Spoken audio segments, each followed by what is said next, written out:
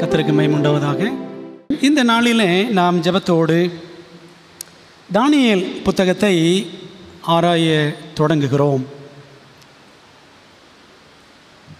தானியேல் முதல் அதிகாரத்தை இன்றைக்கி படிக்க போகிறோம். நீங்கள் வெளியில் போகும் பொழுது ஒரு செட் வச்சுருக்கிறோம். இந்த மாதிரி ஒரு டேனியல் பைபிள் ஸ்டடி செட் இங்கிலீஷில் இருக்குது, சரிங்களா? தமிழில் கிடையாது, இங்கிலீஷில் இருக்குது. 12 அதிகாரங்களுக்கும் அழகாக விளக்கங்கள் இருக்குது. முதல்ல ஒரு இன்ட்ரோடக்ஷன் இருக்கும், அப்புறம் ஒவ்வொரு சாப்டருக்கும் பார்த்திங்கன்னா ஒரு 6 பக்கம் தான், இவ்வளோ தான் இருக்கும். இந்த பக்கம் 3 பக்கம், இப்படி ஒரு 3 பக்கம் அழகாக இருக்கும். நான் படித்தேன், ஒரு 2 ஸ்டடியை படித்து முடித்தேன். மிக அருமையாக இருக்கிறது நம்முடைய அட்வென்டிஸ்ட் பைபிள் ஸ்டடி செட். நீங்கள் இதை எடுத்துக்கொண்டு போகலாம், ஃப்ரீ தான். படிங்க, படிக்கிறவங்களுக்கு கொடுங்க. படிக்க மாட்டீங்கன்னா தயவுசெய்து எடுத்துகிட்டு போகாதீங்க. எப்பவுமே அப்படி தான் நான் சொல்லுவேன். படிப்பீர்கள் என்றால் தாராளமாக எடுத்துகிட்டு போங்க, மற்றவர்களுக்கும் கொடுக்கும்படி உங்களை அன்போடு நான் கேட்டுக்கொள்கிறேன். இந்த கடைசி நாட்களில் நாம் இந்த தீர்க்க தரிசன புத்தகங்களை ஆராய வேண்டும். இன்றைக்கு நம்முடைய தலைப்பு என்னவென்றால், God's need or God needs ideal Christians. தேவனின் தேவை லட்சிய கிறிஸ்தவர்கள். தானியேல் 1ஆம் அதிகாரம் 8ஆம் வசனம். தானியேல் ராஜாவின் போஜனத்தினாலும் அவர் பானம் பண்ணும் திராட்சை ரசத்தினாலும் தன்னை தீட்டுப்படுத்தலாகாதென்று தன் இருதயத்தில் தீர்மானம் பண்ணிக்கொண்டு தன்னை தீட்டுப்படுத்தாதபடி பிரதானிகளின் தலைவனிடத்தில் வேண்டிக் கொண்டான் என்று நாம் வாசிக்கிறோம். தானியேல் புத்தகம் பலருக்கு அறிமுகமான, பரவலாக பேசப்படுகிற ஒரு புத்தகம். அதில் குறிப்பாக சிங்கக்கெபி, அக்கினி சூளை ஆகிய கதைகள் சிறுவர்கள் மத்தியில் மிகவும் பிரபலம். ஆனால் கேள்வி, தானியேல் புத்தகத்தின் கதைகள் வெறும் படுக்கை நேர கதைகளா? பெட் டைம் ஸ்டோரிஸ் மட்டும்தானா தானியேல் புத்தகத்தின் கதைகள்? அல்லது தானியேல் புத்தகம் எதிர்கால நிஜத்தை காட்டும் எச்சரிப்பின் புத்தகமா என்பதை நாம் சிந்திக்க வேண்டும். தானியேல் புத்தகத்தில் எத்தனை அதிகாரங்கள்? 12 அதிகாரங்கள் இருக்கின்றன. மட்டுமல்ல, அந்த புத்தகத்தில் மொத்தம் 357 வசனங்கள். தானியேல் புத்தகத்தை 2 பகுதிகளாக பொதுவாக நாம் பிரிக்கிறோம். முதல் 6 அதிகாரங்கள் கதை பகுதி. அதில் 2ஆம் அதிகாரம் மட்டும் கதையும் தீர்க்க தரிசனமும் கலந்தது. 2ஆம் அதிகாரம்.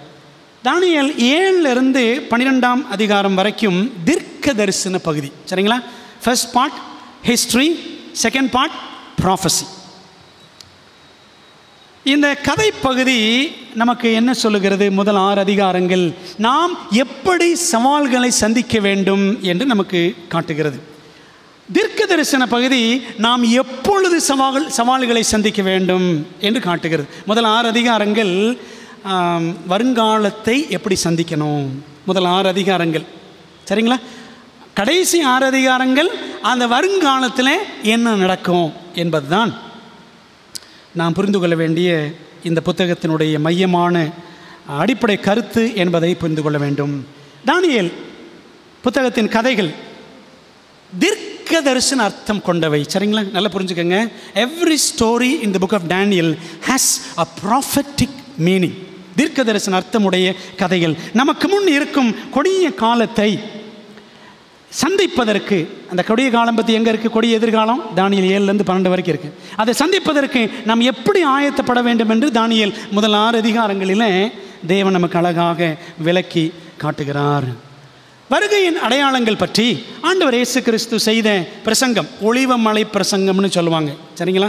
மத்தேயு 24ஆம் அதிகாரம், மார்க் 13ஆம் அதிகாரம், அதுபோல் லூக்கா 21ஆம் அதிகாரம், இதெல்லாம் வருகையின் அடையாளங்கள் பற்றி இயேசுவானவர் பேசின அதிகாரங்கள். ஆகவே இந்த அதிகாரங்களில் குறிப்பாக மத்தேயு 24ஆம் அதிகாரத்தில், அந்த மார்க் 13ஆம் அதிகாரத்தில் ஆண்டவர் ஒரே ஒரு தீர்க்க தரிசன புத்தகத்தை பற்றி மட்டும் குறிப்பிட்டு சொன்னார். என்ன புத்தகம்? போன வெள்ளிக்கிழமை படித்தோம். தானியேல் தீர்க்கதரிசி சொல்லி இருக்கிறானே பாழாக்கும் அருவருப்பை குறித்து அப்படின்னு ஆண்டவர் அந்த ஒரு புத்தகத்தை தான் குறிப்பிட்டு சொல்கிறார். மற்ற 24:15, மார்க் 13ஆம் அதிகாரம் 14ஆம் வசனத்தில். ஏன் அப்படின்னா அந்த புஸ்தகம்தான் யாரை பற்றி பேசுகிறது? இயேசுவே மேசியா என்று பேசுகிற புத்தகம். தானியேல் 9ஆம் அதிகாரம் 24 27 வரைக்கும் அந்த 70 வார தீர்க்க தரிசனம் இருக்கேன், மேசியாவை பற்றி பேசுகிறது. அன்பானவர்களே, ஆனால் யூத ரபிமார்கள் யார் இந்த மேசியா பற்றி சொல்லுகிற அந்த தானியேலின் வேத பகுதியை, தானியேல் 9ஆம் அதிகாரம் 24 27 வரைக்கும் இந்த பகுதியை யார் ஆராய்கிறார்களோ அவர்கள் மீது விசேஷமான ஒரு சாபத்தை யூதர்கள் சொல்லி வைத்திருக்கிறார்கள். சரிங்களா? அன்பான தேவ பிள்ளைகளே, இன்னொரு விஷயம், இயேசு சொன்னார் தானியேல் புத்தகம், தானியேல் தீர்க்கதரிசி அப்படின்னு சொன்னார். இன்னொன்னும் ஆண்டவர் சொன்னார், இந்த புத்தகத்தை முத்திரை போடு. எந்த புத்தகத்தை சொன்னார்? தானியேல் 12ஆம் அதிகாரத்தில் 4ஆம் வசனத்தில் தேவன் சொன்ன ஒரே புத்தகம் தானியேல் புத்தகம் தான். வேறு எந்த புத்தகத்தையும் முத்திரை போடணும் ஆண்டவர் சொல்லவில்லை. பிரியமானவர்களே, முடிவு காலத்தில் அந்த முத்திரை உடைக்கப்படும். ஆண்டவர் முத்திரை போட சொன்னார் இந்த புத்தகத்தை, அது உடைக்கப்படும். அதை தானியேல் புத்தகத்தின் முடிவு அதிகாரத்தில் தெளிவாக நாம் காணலாம். தானியேல் 12 4 6 8 9 13 ஆகிய 5 வசனங்களில் முடிவு என்ற வார்த்தை 5 தடவை இடம்பெற்றிருக்கிறது. முடிவு அதிகாரத்தில் முடிவு என்று ஆண்டவர் 5 தடவை சொல்லியிருக்கிறார். பாருங்களேன், தானியேல் 12:4 தானியேல் இனியோ வென்றால் முடிவு காலம் மட்டும் இந்த வார்த்தைகளை புதை பொருளாக வைத்து இந்த புஸ்தகத்தை முத்திரை போடு. 12:4 12:6 பாருங்க, இந்த ஆச்சரியமானவைகளின் முடிவு வர. ஆச்சரியமானவைகள் தானியேல் இருக்கிறதெல்லாம் என்னவா? ஆச்சரியமான காரியங்கள். 12:8 என் ஆண்டவனே இவைகளின் முடிவு என்னவாய் இருக்கும். 12:9 தானியேலே போகலாம், இந்த வார்த்தைகள் முடிவு காலம் மட்டும் புதை பொருளாக வைக்கப்பட்டும் முத்திரிக்கப்பட்டும் இருக்கும். அப்போ தானியேல் காலம் முடிவு காலம் கிடையாது. சரிதானே? நம்ம அதை படித்தோம். முடிவு காலம் எந்த வருஷம் ஆரம்பிச்சிச்சு? 1798 வருஷம், கிபி 1798 போன வெள்ளிக்கிழமை படித்தோம். சரிங்களா? அந்த அறிமுக செய்தியை கொஞ்சம் யூடியூப்பில் போய் கேளுங்க. தானியேல் 12:13 நீயோ வென்றால் முடிவு வரும் மட்டும். சரிங்களா? அதையும் சேர்த்தோம்னா 6 தடவை. முடிவு வரும் மட்டும் போயிரு, நீ இளைப்பாரி கொண்டிருந்து நாட்களின் முடிவிலே உன் சுதந்திர வீதத்துக்கு இழந்திருப்பாய். பார்த்தீங்களா? அப்போது முடிவு அதிகாரத்தில் ஆண்டவர் முடிவு முடிவு முடிவுன்னு 6 தடவை சொல்லியிருக்கிறார்.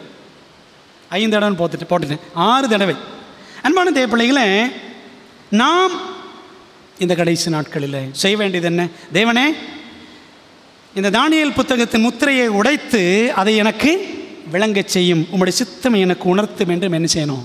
நம்ம ஜெபத்தோடு இந்த புத்தகத்தை படிக்கணும். வாலிய பிள்ளைகள் ரொம்ப கருத்தாக என்ன செய்யணும்? தானியேல் புத்தகத்தை கற்றுக்கொள்ள வேண்டும். ஜோமனுமா, ஜோமணி படிக்கலாமா? நல்ல தகப்பனே, இந்த நாளுக்காக நன்றி. தானியேல் புத்தகத்தின் ஒவ்வொரு அதிகாரத்தையும் நாங்கள் படிக்க இருக்கிறோம்.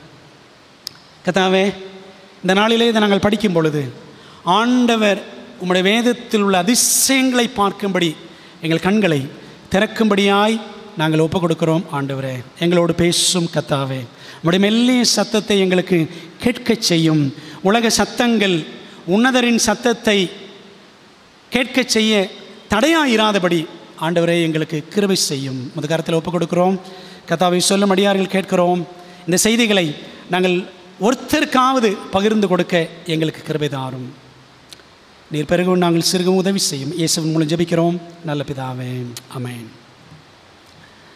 அன்பான தேவ பிள்ளைகளே, முடிவு காலத்தின் முடிவிலே இருக்கிற நாம் மிகுந்த ஜெபத்தோடு தீர்க்க தரிசனங்களை ஆராய வேண்டியது அவசியம் என்பதை மனதில் வைத்துக் கொள்வோம்.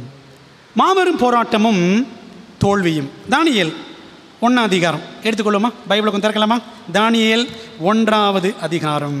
எல்லாமே ஸ்க்ரீனில் வராது, கொஞ்சம் வசனங்களெல்லாம் நம்ம என்ன செய்யணும்? திறந்து படிக்கணும். தானியேல் 1ஆம் அதிகாரத்தில் முதல் 2 வசனங்களை நான் வாசிக்க போகிறேன். பழைய ஏற்பாட்டில் பக்கம் 1028 1028. யூதாவின் ராஜாவாகிய யோயாக்கீம் அரசாண்ட 3ஆம் வருஷத்தில் பாபிலோனின் ராஜாவாகிய நேபுகாத்நேச்சார் எருசலேமுக்கு வந்து அதை முற்றுகை போட்டான். அப்பொழுது ஆண்டவர் யூதாவின் ராஜாவாகிய யோயாக்கீமையும் தேவனுடைய ஆலயத்தின் பாத்திரங்களில் சிலவற்றையும் அவன் கையில் ஒப்பு கொடுத்தார். அவன் அந்த பாத்திரங்களை சினையார் தேசத்தில் உள்ள தன் தேவனுடைய கோவிலுக்கு கொண்டு போய் அவைகளை தன் தேவனுடைய பண்டசாலைக்குள் வைத்தான் என்று வாசிக்கிறோம். அன்பானவர்களே, இந்த 2 வசனங்களை நாம் படித்தால்,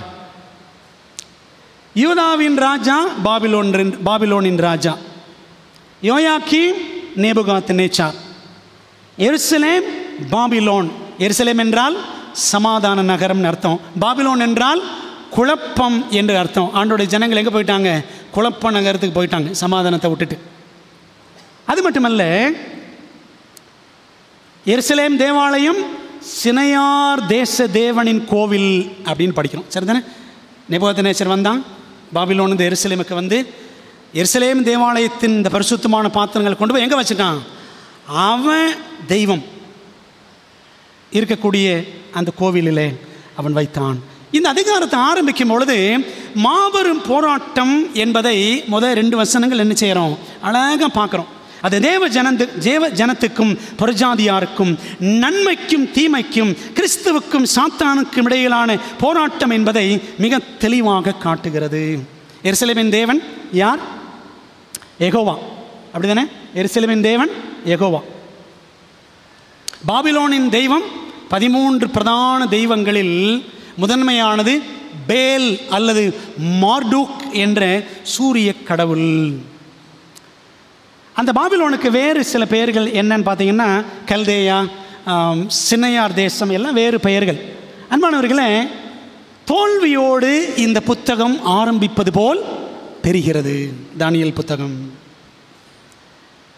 அந்த மார்டூக் தேவனின் கோவிலுக்குள் தான் எருசலேம் தேவாலய பரிசுத்த பாத்திரங்கள் கொண்டு போய் வைக்கப்பட்டன. அந்த காலத்தில் இப்படி கொள்ளையடிக்கப்பட்ட தேவாலய பாத்திரங்களை அவங்க கோயிலில் அந்தந்த அஞ்ஞான அரசர்கள் வைக்கிறாங்கன்னு என்ன அர்த்தம் தெரியுமா? உன் சாமி என் சாமிக்கு அடிமை, உன் தெய்வத்தை விட என் தெய்வம் தான் உயர்ந்தது. அதனால தானே 1 சாமுவேல் 5:2 உடன்படிக்கை பெட்டி கொண்டு போய் எங்கே வச்சாங்க? பெலிஸ்தீர்கள் தங்களுடைய தேவன் தாகோன் என்ற அந்த மீன் கடவுள் கோயிலில் கொண்டு போய் என்ன செஞ்சாங்க? வச்சாங்க. அதே போல தான் நேபுகாத்நேச்சாரும் செய்கிறான் என்று பார்க்கிறோம். ஆகவே எருசலேமின் தேவன் படுதோல்வி அடைந்தது போல் இந்த புத்தகம் ஆரம்பிக்கிறது. தேவன் ஏன் இப்படி நடக்க அனுமதித்தார் என்று கேட்கிறீர்களா? அந்த கேள்வி எனக்கு வந்துச்சு. ஏன் ஆண்டவர் இப்படி செய்தார்? ஆண்டவர் சிறையிருப்பை குறித்து முன்னுரைத்து வைத்திருந்தார். சாலமோன் அவன் காலத்துக்கு பிறகு அவனுடைய மகன் ரெகொபெயாம் காலத்தில் இஸ்ரவேல் தேசம் 2ஆக உடைந்தது அப்படின்னு நம்ம பார்க்குறோம். எப்படி உடைஞ்சு பாருங்க. வடதிசை ராஜ்யம் 10 கோத்திரங்கள், அது இஸ்ரவேல், தலைநகரம் சமாரியா. அடுத்து தென் திசை ராஜ்யம் 2 கோத்திரங்கள், யூதா பென்னியமீன், அது யூதான்னு சொல்லுவாங்க. தலைநகரம் எது? எருசலேம்.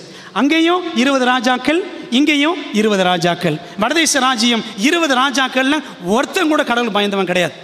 ஆனால் தென் திசை ராஜ்யத்தில் சுமார் 8 பேர், எசேக்கியா, யோசியா, யோசபாத், இந்த மாதிரி ஒரு 8 பேர் கடவுளுக்கு பயந்தவர்கள். அன்பான பிள்ளைகளே, ஆக கொஞ்சம் பேர், அந்த 8 பேர் தவிர அந்த ஒரு சில அந்த கோத்திரத்தில் மொத்த கோத்திரங்களில் 12 கோத்திரத்தாருமே விக்கிரக வணக்கம், விபச்சாரம், ஏழைகளை ஒடுக்குதல் என வகை வகையான அக்கிரமங்களை தேவ ஜனங்கள் செய்தார்கள். அதை நம்ம புலம்பல் ஒரு வசனத்தை மட்டும் வாசிக்கிறேன். புலம்பல் 4:13 பாருங்க. அதன் நடுவில், எருசலேமின் நடுவில் நீதிமான்களின் இரத்தத்தை சிந்தின அதன் தீர்க்கதரிசிகளின் பாவங்களினாலும். யாருடைய பாவங்கள்? தீர்க்கதரிசிகளின் பாவங்களினாலும். அதன் ஆசாரியர்கள், பாஸ்டர்மார்கள் பாவங்களினாலும் இப்படி வந்தது. எப்படி வந்தது? எருசலேமுக்கு 70 வருஷம் சிறையிருப்பு வந்ததுன்னு சொல்லிட்டு எரேமியா அந்த நேபுகாத்நேச்சார் வந்து படையெடுத்துட்டு போனதுக்கப்புறம், எருசலேமை அழிச்சதுக்கப்புறம் எரேமியா எருசலேமில் இருந்து புலம்புனர். அதாங்க புலம்பல். அன்பான தேவ பிள்ளைகளே, இன்னும் அதேமாதிரி எரேமியா 23:9-16, 2 நாளாகமம் 36:14-21 நீங்கள் படித்து பாருங்க. உங்களுக்கு நோட்ஸ் வேணால் நோட்ஸ் எல்லாம் கம்ப்ளீட்டாக கொடுத்துட்றேன், எல்லாமே இருக்குது. அன்பானவர்களே, ஆகவே இவ்வளவு அக்கிரமங்கள், எனவே 2 ராஜ்யங்களுக்கும் சிறையிருப்பு வரும் என்று தேவன் தீர்க்கதரிசிகள் மூலம் முன்னுரைத்து வைத்திருந்தார். இஸ்ரவேலுக்கு அசீரியா மூலம் சிறையிருப்பு எப்போ வந்துச்சு? கிமு 722, 722 BC. 2 ராஜாக்கள் 17ஆம் அதிகாரம் முழுக்க படிச்சு பாருங்க. அதே போல யூதாவுக்கு பாபிலோன் மூலம் சிறையிருப்பு வந்தது. கிமு 605, 597, 586 3 தடவை படையெடுத்து வந்தான் நேபுகாத்நேச்சார். அது 2 ராஜாக்கள் 23, 24, 25 ஆகிய அதிகாரங்களிலே நாம் தெளிவாக வாசிக்க முடியும். பாபிலோன் யூதாவை சிறைபிடிக்கும் என்பதை தீர்க்கதரிசிகள் ஏற்கனவே சொன்னபடியே நடந்தது. யார் யாரெல்லாம் சொன்னாங்க பாருங்க. ஏசாயா தீர்க்கதரிசி 13, 21, 39 ஆகிய அதிகாரங்களிலும், ஏசாயாவின் சமகாலத்து தீர்க்கதரிசியான மீகா 4:10 முன்னுரைத்தார்கள். மீகா 4:10 பாருங்க. சீயோன் குமாரத்தியே, தேவஜனமே, பிரசவ ஸ்திரியை போல அம்பாயப்பட்டு வேதனைப்படு. நீ இப்போது நகரத்திலிருந்து புறப்பட்டு வெளிகளில் தங்கி பாபிலோன் வரைக்கும் போவாய். அங்கே விடுவிக்கப்படுவாய். அங்கே கர்த்தர் உன்னை உன் சத்துருக்களின் கைக்கு நீங்களாக்கி மீட்பார் அப்படின்னு மீகா சொன்னார். மீகா மட்டுமில்லை, ஆபகுக் புத்தகம் தனது 3 அதிகாரங்களிலும் அந்த தீர்க்கதரிசி அவர் புலம்புறாரு. ஆண்டவரே, ஏன் பாபிலோனியர்கள் மூலமாக எங்களை தண்டிக்கிறீர்? அவங்களை விட நாங்கள் மோசமானவங்களா? ஆமாங்க, சில நேரங்களில் ஆண்டுடைய பிள்ளைகள் கூட அஞ்ஞானிகளை விட கேவலமாக நடக்கிறோம். அப்படித்தான் யூத ஜனங்கள் நடந்தார்கள். அதனால என்ன வந்துச்சு? சிறையிருப்பு வந்தது. அதை எரேமியா தீர்க்கதரிசின்னு சொன்னார் பாபிலோனை குறித்து. எரேமியா 20, 25, 27 போன்ற அதிகாரங்களை பாருங்க. எரேமியா சொல்லிட்டு அதை கண் எதிரில் பார்த்தார். அந்த பாபிலோனியர்கள் வந்து எருசலேமை 3 முறை படையெடுத்து வந்து சிறைப்படுத்தி சென்றதை எரேமியா கண்ணால் பார்த்தார். பிரியமான தேவப்பிள்ளைகளே, அப்போது சிறையிருப்பு சும்மாலாம் வராது. ஆண்டவர் எல்லாரையும் சும்மா தண்டனை கொடுக்க விரும்புகிறவரா? அன்பான தேவப்பிள்ளைகளே, சரித்திரம் சொல்லுது பாருங்க. பாபிலோன் ராஜா எத்தனை முறை படையெடுத்து வந்தான்? 3 படையெடுப்புகள். கிமு 605 யூதாவின் அரசன், அப்போ ராஜா யாருன்னா யோயாக்கீம், யோசியா ராஜாவுடைய மகன். தானியேலும் நண்பர்களும் சிறைபிடிக்கப்பட்டு சென்றார்கள். 2 ராஜாக்கள் 23, 36 24, 1-6 ஆகிய வசனங்களை நீ படிச்சு பாருங்க. எல்லாம் வாசிக்க முடியாது. கிமு 605 இதான் தானியேல் 1ஆம் அதிகாரம் நடந்த வருஷம். கிமு 605 பைபிள் மேலே 1ஆவது அதிகாரத்துக்கு மேலே அப்படி எழுதிக்கங்க. கிமு 605 அப்படின்னு எழுதிக்கங்க. 70 வருட சிறையிருப்பின் ஆரம்ப வருஷம் அதுதான். கிமு 535 வரைக்கும் போச்சு. 70 வருஷம். நேபுகாத்நேச்சாரின் தகப்பன் நெபோபொலாசார் மரித்த வருடம் 605. நேபுகாத்நேச்சார் பாபிலோனின் முழு முதல் அரசனான வருஷம் கிமு 605. அவர் படையெடுத்து வந்தார். அப்போ அவருக்கு செய்தி வருது, ஆகஸ்ட் 15ஆம் தேதி நெபோபொலாசார் நேபுகாத்நேச்சார் அப்பா இறந்துட்டார்ன உடனே தன்னுடைய படை தளபதிகள் இடத்துல இந்த எருசலேமை நீங்கள் பார்த்துக்கங்க அப்படின்னு விட்டுட்டு நேபுகாத்நேச்சார் குதிரையில் போயிடறான். 2 வாரம். செப்டம்பர் 7ஆம் தேதி கிமு 605 அவன் பாபிலோனுக்கு போய் சேர்ந்தான். ஏன் அப்படின்னா இன்னொருத்தன் ராஜாவாயிருவான். சரிதானே? அந்த மாதிரி குட்டிக்கலாட்டம் நடந்துடக்கூடாதுன்னு சொல்லிட்டு நேபுகாத்நேச்சார் வேகமாக சென்றானாம். அங்கே சென்று கிமு 605 அவன் முழு முதல் அரசனாக அப்பாவோடு சேர்ந்து ஆட்சி புரிந்தான். அது வரைக்கும் அப்பாவுக்கு அப்புறம் அவன் முழு முதல் அரசனாக அவன் அரியணை ஏறினான் என்று சரித்திரம் சொல்லுகிறது. அப்புறம் பின்னாடி என்ன செஞ்சாங்க? அவனுடைய படை தளபதிகள் தானியேல் அப்புறம் நண்பர்கள் இன்னும் கொஞ்சம் பேரை சிறைப்படுத்தி சென்றார்கள். 2ஆம் கிமு 597 திரும்பவும் நேபுகாத்நேச்சார் படை வந்தது. அப்போ யூதாவின் அரசன் யோயாக்கீமுடைய மகன் யோசியாவுடைய பேரன் எசேக்கியேல் மற்றும் 10,000 பேர் சிறைபிடிக்கப்பட்டு சென்றார்கள். அது வசனத்தில் இருக்கு. எசேக்கியேல் இருக்காது, ஆனால் 2 ராஜாக்கள் 24, 12 முதல் 14, 25, 27 முதல் 30 படிச்சு பாருங்க. 10,000 பேர் பைபிள் இருக்கு.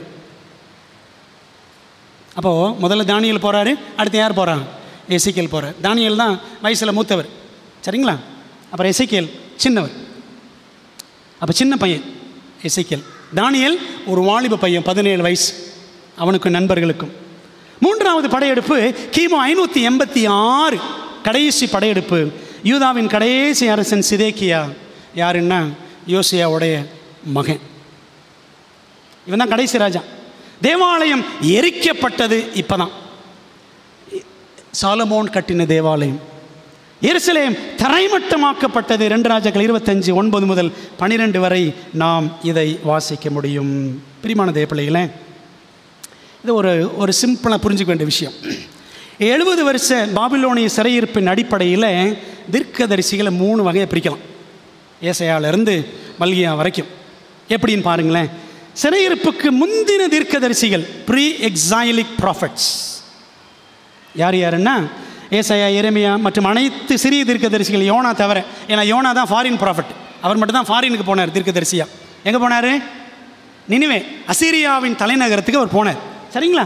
சிறையிருப்பின் காலத்தில் பாபிலோனில் போய் தீர்க்கதரிசிகளாக இருந்தவங்க 2 பேர், தானியேல், எசேக்கியேல். தானியேல் சீனியர், எசேக்கியேல் சின்ன வயசு.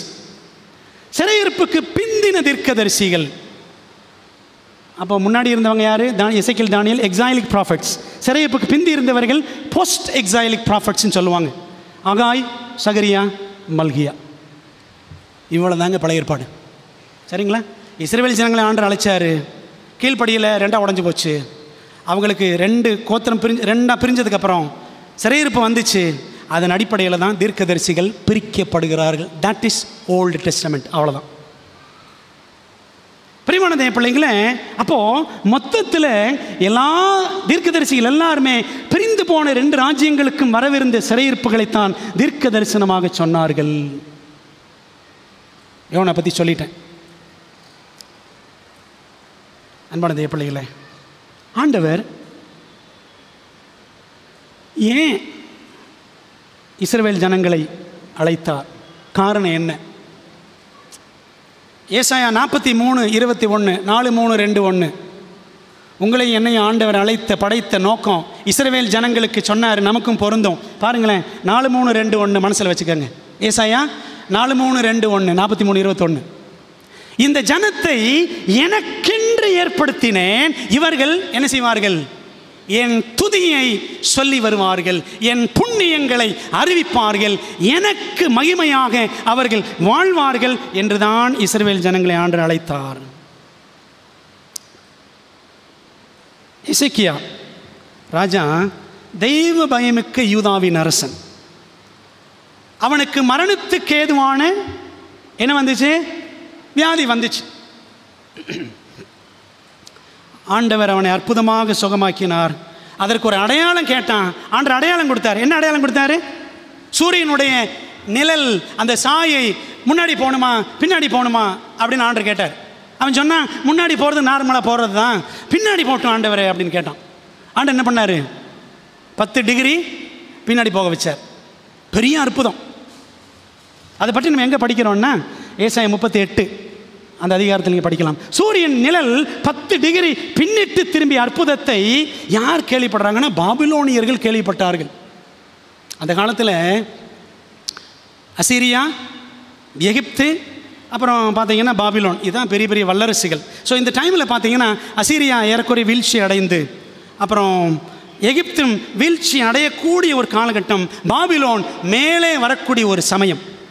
தானியேல் புத்தகம் இந்த சம்பவத்தை படிக்கிறோமே அந்த சமயம். பெரியமான தேவ பிள்ளைகளே, இந்த பாபிலோனியர்கள் கேள்விப்பட்டார்களே, அதில் என்ன பெரிய ஆச்சரியம் இருக்குது அப்படின்னு நினைக்கிறீங்களா?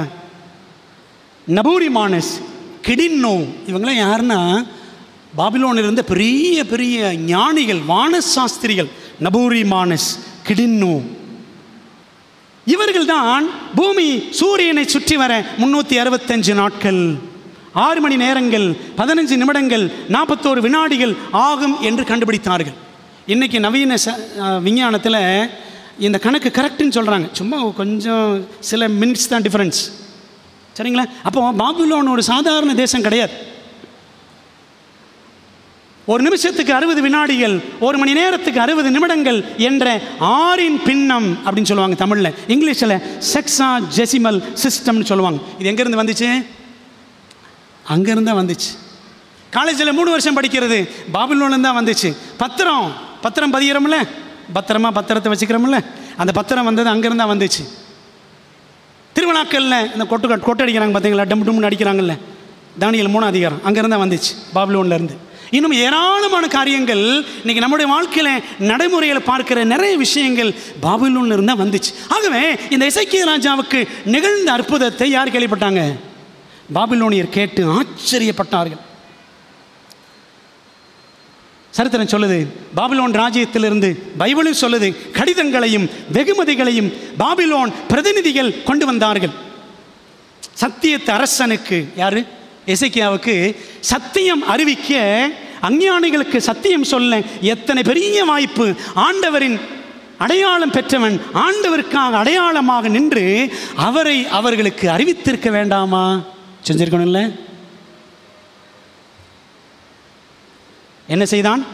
நம் காலத்தில் தம்படம் எல்லாரும் டபக்குன்னு செல்ஃபி எடுப்பாங்க. பார்த்துருக்கீங்களா? எங்கே போய் நின்னாலும், மாலுக்கு போனாலும் சரி, டோலுக்கு போனாலும் சரி, எல்லாருக்கும் என்ன தான்?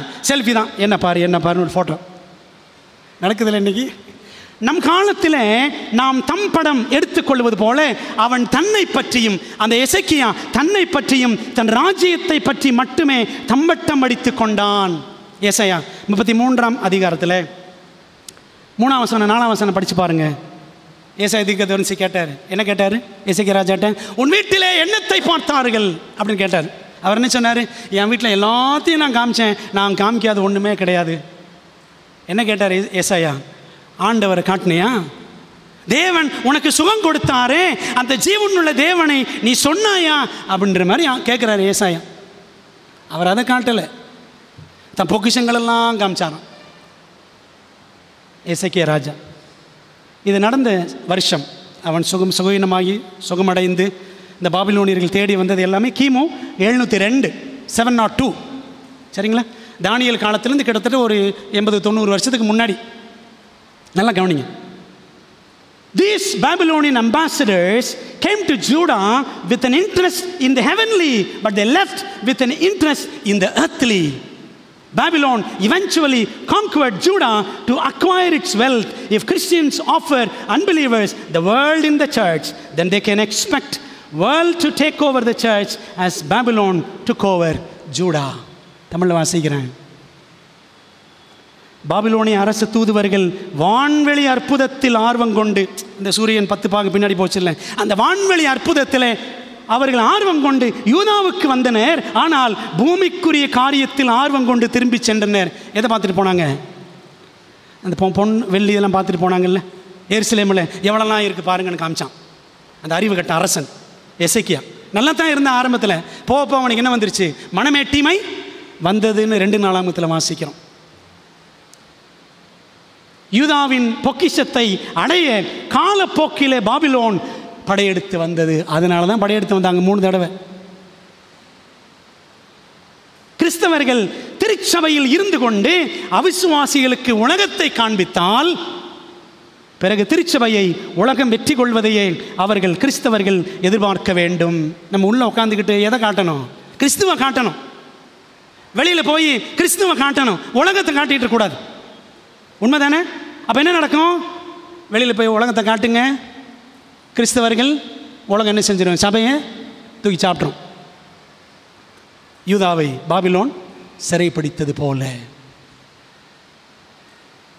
பிரியமான தேவ பிள்ளைகளே, அப்போ ஆண்டவர் என்ன சொன்னார் பாருங்களேன். சரி, 2ஆம் வானத்து அற்புதத்தின் நிமித்தம் அந்த நட்சத்திர மண்டலம் சூரியன் 2ஆம் வானத்தில் இருக்குல்ல, மொத்தம் 3 வானங்கள் பைபிளில். அந்த 2ஆம் வானத்து அற்புதத்தின் நிமித்தம் 3ஆம் வானத்தில் பரலோகத்திலே தேவன் இருக்கிறாரே, அவரை எசேக்கியா பாபிலோனியருக்கு காண்பித்து அவரை மகிமைப்படுத்தி இருக்க வேண்டும் அல்லவா? சோமலாமல் கிடந்தேங்க. ஆண்டவரை ஜோம் பண்ணேன், கண்ணீர் வடித்து ஜோம் பண்ணேன். எங்கள் ஆண்டவர் ஜெபத்தை கேட்குற தேவன். ஏசாயா தீர்க்கதரிசி வந்து சொன்னார், உனக்கு 15 வருஷம் கூட்டுவேன்னு சொன்னார். எங்கள் தீர்க்கதரிசிகள்லாம் உண்மையுள்ள தீர்க்கதரிசிகளுங்க, எங்கள் தெய்வம் உண்மையுள்ள தெய்வம் அப்படின்னு சொல்லியிருக்க வேண்டியவன் எதை காமிச்சான்? என் தங்கத்தை பாரு, என் வெள்ளியை பாருன்னு காமிச்சான்.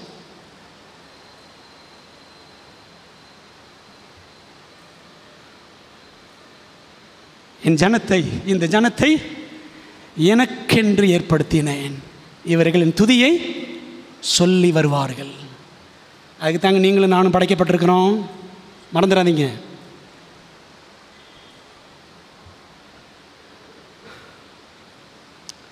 தேவனுக்கு பயந்து அவரை மகிமைப்படுத்துங்கள். எங்கே இருக்கு? நமக்கெல்லாம் தெரிஞ்சது தானே. முத்தூதில் முதல் தூதில் முதல் வரி முதல் வரி படி தான் வாழ்க்கை போகுதா? நம்முடைய வாழ்க்கை தேவனை மையப்படுத்துகிறோமா? யோசித்து பாருங்க. நீங்களும் நானும் ஏசாயா 43:21 படி வாழ்கிறோமா? வெளிப்படுத்தல் 14:7 முதல் தூதின் முதல் வரி நம்முடைய அன்றாட வாழ்க்கையில் நிறைவேறி வருகிறதா? தேவ சித்தம் செய்யாமல் எசேக்கியா சுய சித்தமே செய்ததால், சுய சித்தம் செஞ்சான், அதான் செஞ்சான். அப்படி செய்ததால் ஏசாயா 39:5-7 வரைக்கும் படித்து பாருங்க. சிறையிருப்பு யூதாவுக்கு வந்தது. இது படிக்கணுங்க, கண்டிப்பாக படிக்கணும். திறங்க, பைபிளை திறங்க. ஏசாயா 39ஆம் அதிகாரம் படிக்க வேண்டிய ஒரு பகுதி. தானியேலுக்கும் இந்த பகுதிக்கும் சம்பந்தம் இருக்குது. பாருங்கள், 39 வாசிக்கிறேன். அப்பொழுது ஏசாயா எசேக்கியாவை நோக்கி, சேனைகளுடைய கர்த்தரின் வார்த்தையை கேளும். பயப்படலை பாருங்கள், எவ்வளோ தைரியமாக ஏசாயா பேசுகிறார். இதோ நாட்கள் வரும், அப்பொழுது உன் வீட்டில் உள்ளதிலும் உன் பிதாக்கள் இந்நாள் வரைக்கும் சேர்த்ததிலும், தங்கம் வெள்ளி எல்லாமே, ஒன்றும் மீதியாய் வைக்கப்படாமல் எல்லாம் பாபிலோனுக்கு கொண்டு போகப்படும். இதைத்தானே காமிச்சேன். இது பூரா போயிடும். எங்கே போயிடும்? பாபிலோனுக்கு காமிச்சேல, பாபிலோனுக்கு வந்து அழுட்டு போயிடுவான். அடுத்த வசனம். சரி, அதை அழுட்டு போனால் கூட பரவாயில்ல. 7 வசனம். நீ பெறப்போகிற உன் சந்ததி ஆகிய உன் குமாரரிலும் சிலர் பாபிலோன் ராஜாவின் அரண்மனையில் அரண்மனை வேலைக்காரராக இருப்பார்கள் என்று கர்த்தர் சொல்லுகிறார் என்றான். பார்த்தீங்களா? சொல்லுங்கள். அப்போ தானியேல் எந்த சந்ததிங்க? தானியேல் எந்த சந்ததி? ராஜ சந்ததி, யூத சந்ததி. நீங்களும் நானும் ராஜாவின் பிள்ளைகள், தேவனுடைய பிள்ளைகள் அப்படின்றத மறந்துடாதீங்க. எதற்காக நாம் அழைக்கப்பட்டிருக்கிறோம், எதற்காக நாம் பிடிக்கப்பட்டிருக்கிறோம்? பவுல் சொன்னார்ல, பவுல் சொல்லியிருக்கார்ல, நான் எதற்காக பிடிக்கப்பட்டேனோ அதை நோக்கி என்ன செய்யணும்? ஓடணும். எல்லாம் ஆட்சியை பிடிக்கணும், சேரில் உட்கார வந்தால் எல்லாம் ஓடிக்கிட்டு இருக்கணும்.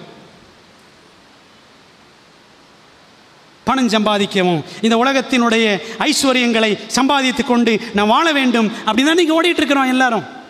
ஆண்டவரே சும்மா அப்பப்போ தொட்டுக்கோ தொடச்சிக்கோ. ஜெபம் நோ டைம் பிரதர், உபவாச கூட்டம் நோ டைம் சிஸ்டர்.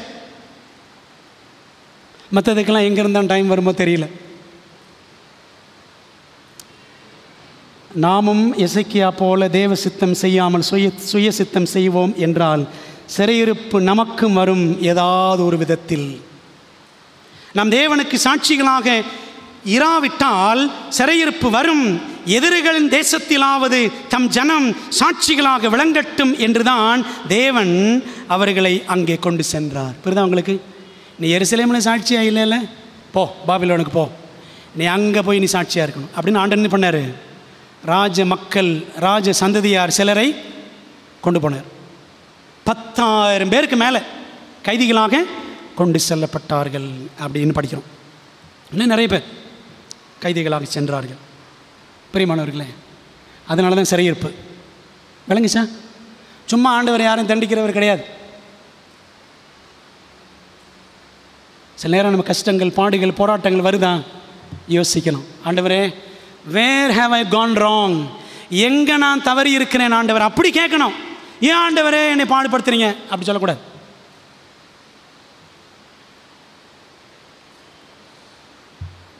மூன்று பாடங்களை நாம் இன்னைக்கு படிக்க போகிறோம். தேவனின் தேவை என்ன? தேவை லட்சிய கிறிஸ்தவர்கள். இஸ்ரவேல் மக்கள் அப்படி இருந்தாங்களா? லட்சியமான இஸ்ரவேல் ஜனமாக இருந்தாங்களா? இல்லை.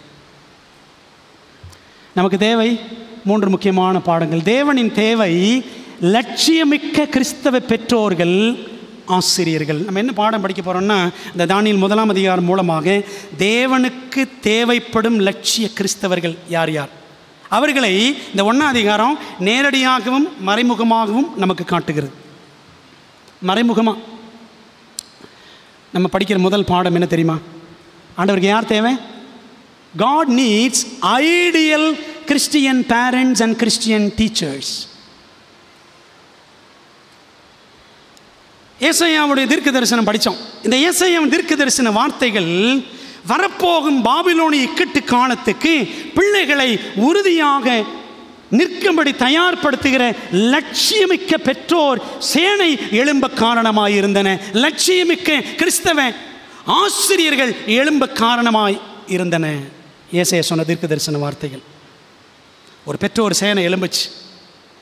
ராஜசந்தியில் நிறைய பிள்ளைகள் கைதிகளாக பாபிலோனுக்கு போவாங்களா, அப்படி வாய் வழியாக சொல்லிகிட்டே இருப்பாங்களே, சந்தி தான் சொல்லியிருப்பாங்கள்ல. இது தானியேல், அனனியா, மீஷாவேல், அசரியா அவங்க அம்மா அப்பாவுக்கெல்லாம் தெரிய வந்துச்சு.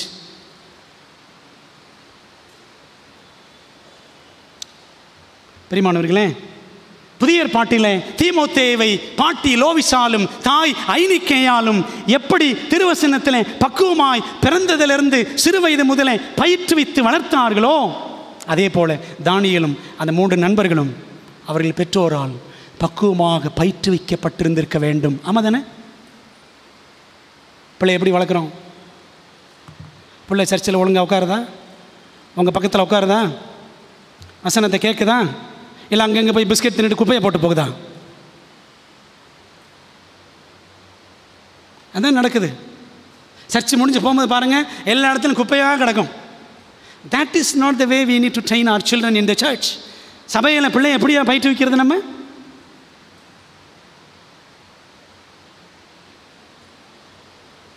அன்பான தேவ பிள்ளைகளே, கொஞ்சம் யோசித்து பாருங்கள். இந்த தானியேல் பிறந்தது கிமு 622 BC 622. அந்த வருஷத்தில் பிறக்கிறார்.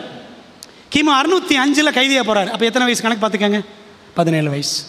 கிமு இறங்கிக்கிட்டே வரும், டிசெண்டிங் ஆர்டரில் வரும். 17 வயதில் அவன் கைதியாக பாபிலோனுக்கு கொண்டு செல்லப்படுகிறான்.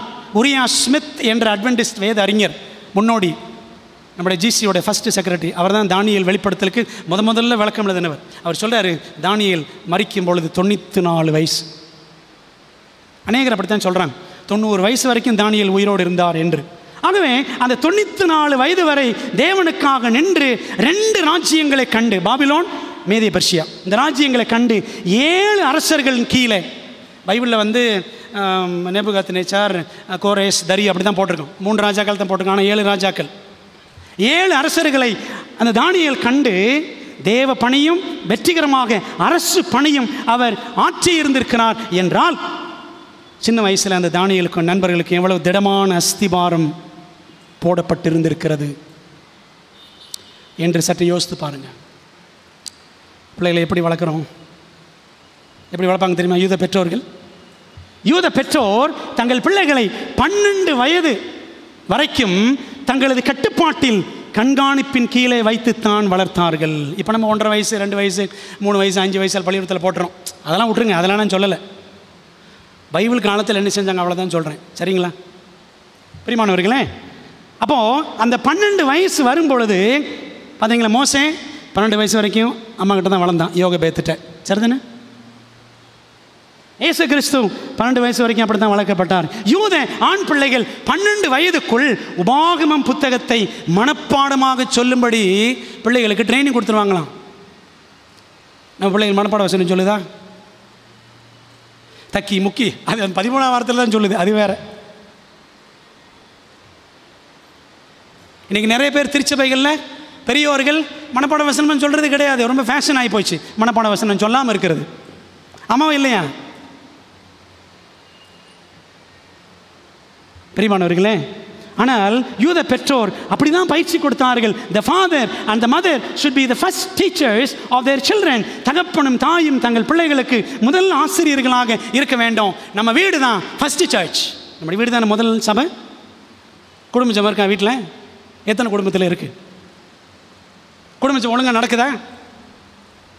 ஒவ்வொரு குடும்பத்திலையும் காலையிலையும் சாயங்காலம் இருக்கணும், சரி பரவாயில்ல, ஒரு நேரமாவது நடக்குதாங்க குடும்ப ஜபம். பேர் கிறிஸ்தவ குடும்பம்.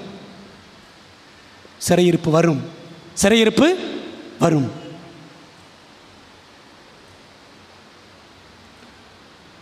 சைல்ட் கைடன்ஸ் பேஜ் 21 சொல்கிறாங்க. இன்னொரு பாருங்கள், டெஸ்டிமனிஸ் டு த சர்ச் 3வது பாகம் 137.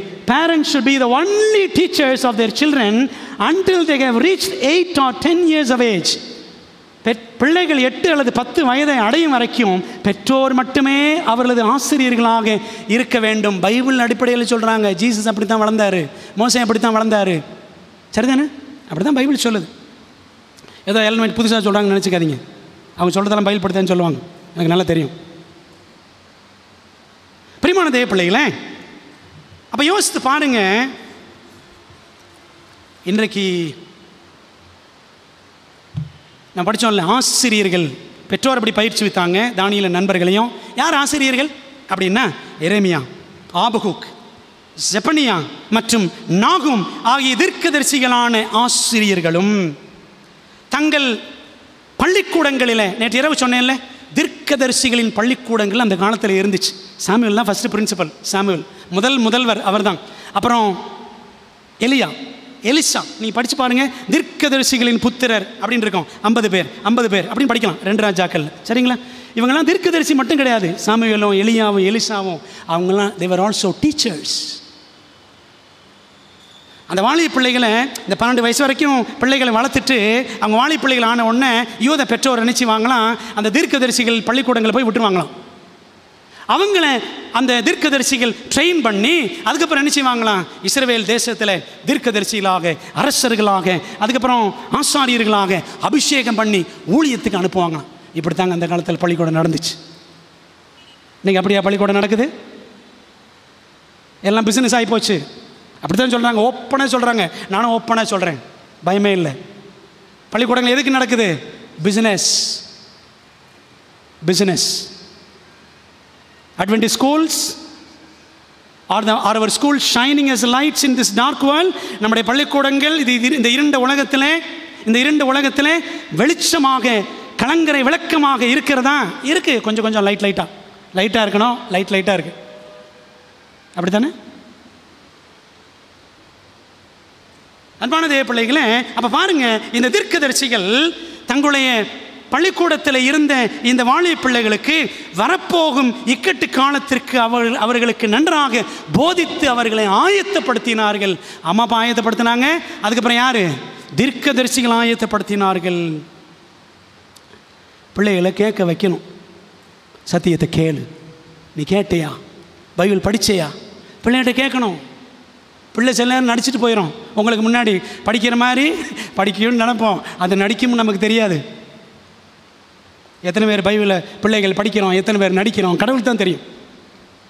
அன்பான தேவ பிள்ளைகளே, அப்போது அந்த காலத்தில் இப்படியெல்லாம் பயிற்சி கொடுத்தாங்க.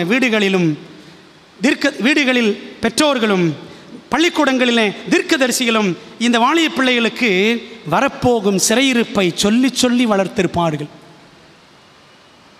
எப்படி பிள்ளைகளை ஆயத்தப்படுத்துகிறோம்? பிள்ளைகளை அமெரிக்கா போகிறதுக்கு ஆயத்தப்படுத்துகிறோமா? லண்டன் போகிறதுக்கு ஆயத்தப்படுத்துகிறோமா? போகட்டும், வேண்டான்னு சொல்லலை. லண்டனுக்கு அமெரிக்காவுக்கு நான் எதிரி கிடையாது, சரிங்களா? போகட்டும். ஆனால் பிள்ளைகளை என்ன சொல்லி வளர்க்கணும்?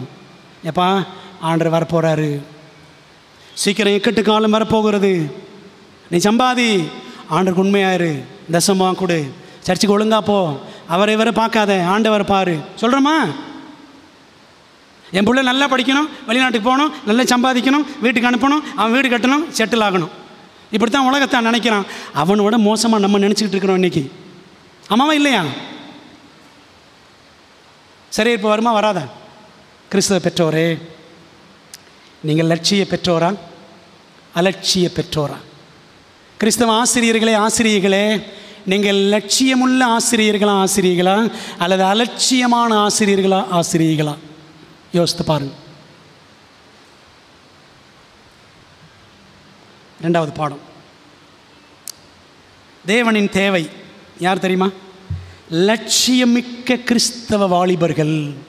God's need ideal Christian young people. தானியேலும் நண்பர்களும் தங்களது 16-17 வயதிலே எருசலேமிலிருந்து பாபிலோனுக்கு கைதிகளாக 1000 மைல்கள் 1500 கிலோமீட்டர் நடைபயணமாக பாபிலோனி வீரர்களால் கொண்டு செல்லப்பட்டனர். எத்தனை மாதம்? கிட்டத்தட்ட 2.5 மாதங்கள். சரித்திரம் அப்படித்தான் சொல்லுது. இந்த நேபுகாத்நேச்சார் 2 வாரத்தில் போயிட்டான், சவாரி குதிரையில், ரதத்தில். ஆனால் இந்த வாலிபர்களை என்ன பண்ணாங்களா? நடக்க வச்சே கூட்டு போனாங்களா 2.5 மாதம். ஆகஸ்ட் 25 கிளம்பினவங்க சுமார் செப்டம்பர் 25 தான் போனாங்கன்னு சொல்லி சரித்திரம் சொல்லுது. சரிங்களா? மன்னிக்கும், எப்படி வரும்? ஆகஸ்ட் 15 அவர் இறந்தார் நேபுகாத்நேச்சார். சரிங்களா? ஆகஸ்ட் 25 செய்தி இவருக்கு வருது நேபுகாத்நேச்சாருக்கு. அவர் போனது செப்டம்பர் 7 போயிட்டான்னு சரித்திரம் சொல்லுது. 2 மாதம் கணக்கு போட்டுக்கங்க. சரிங்களா? நான் செப்டம்பர் 25 சொல்லிட்டேன். அடுத்த மாதம் 2 மாதம் பிரயாணம் பண்ணி நடைபயணம், கடுமையான பயணம், கைகள் கட்டப்பட்ட நிலையில் என்ன செய்வாங்களாம், ஒருத்தர் கை இப்படி உள்ளே விட்டு இப்படி செயின் மாதிரி ஒரு 5 பேர் 10 பேர் அப்படி தான் கைதிகளாக கொண்டு செல்வார்கள். ஃப்ரீயாலாம் போக முடியாது. பிகாஸ் தே வர் கேப்டிவ்ஸ், கைதிகள். கடினமான சூழ்நிலை. பாபிலோனுக்கு வந்ததும் தானியேல் நண்பர்கள் நிறைய பேர் வந்த உடனே ஒருத்தர் சொல்கிறாரு, சுமார் 400 வாலிபர்கள், யூத வாலிபர்கள் கொண்டு செல்லப்பட்டிருக்கலாம் அப்படின்னு சொல்கிறார். அப்படி வந்த உடனே அவர்களுக்கு சிறப்பான சலுகைகள் கொடுக்கப்பட்டன. என்ன சிறப்பான சலுகைகள்? என்ன நடந்துச்சு பாருங்களேன்.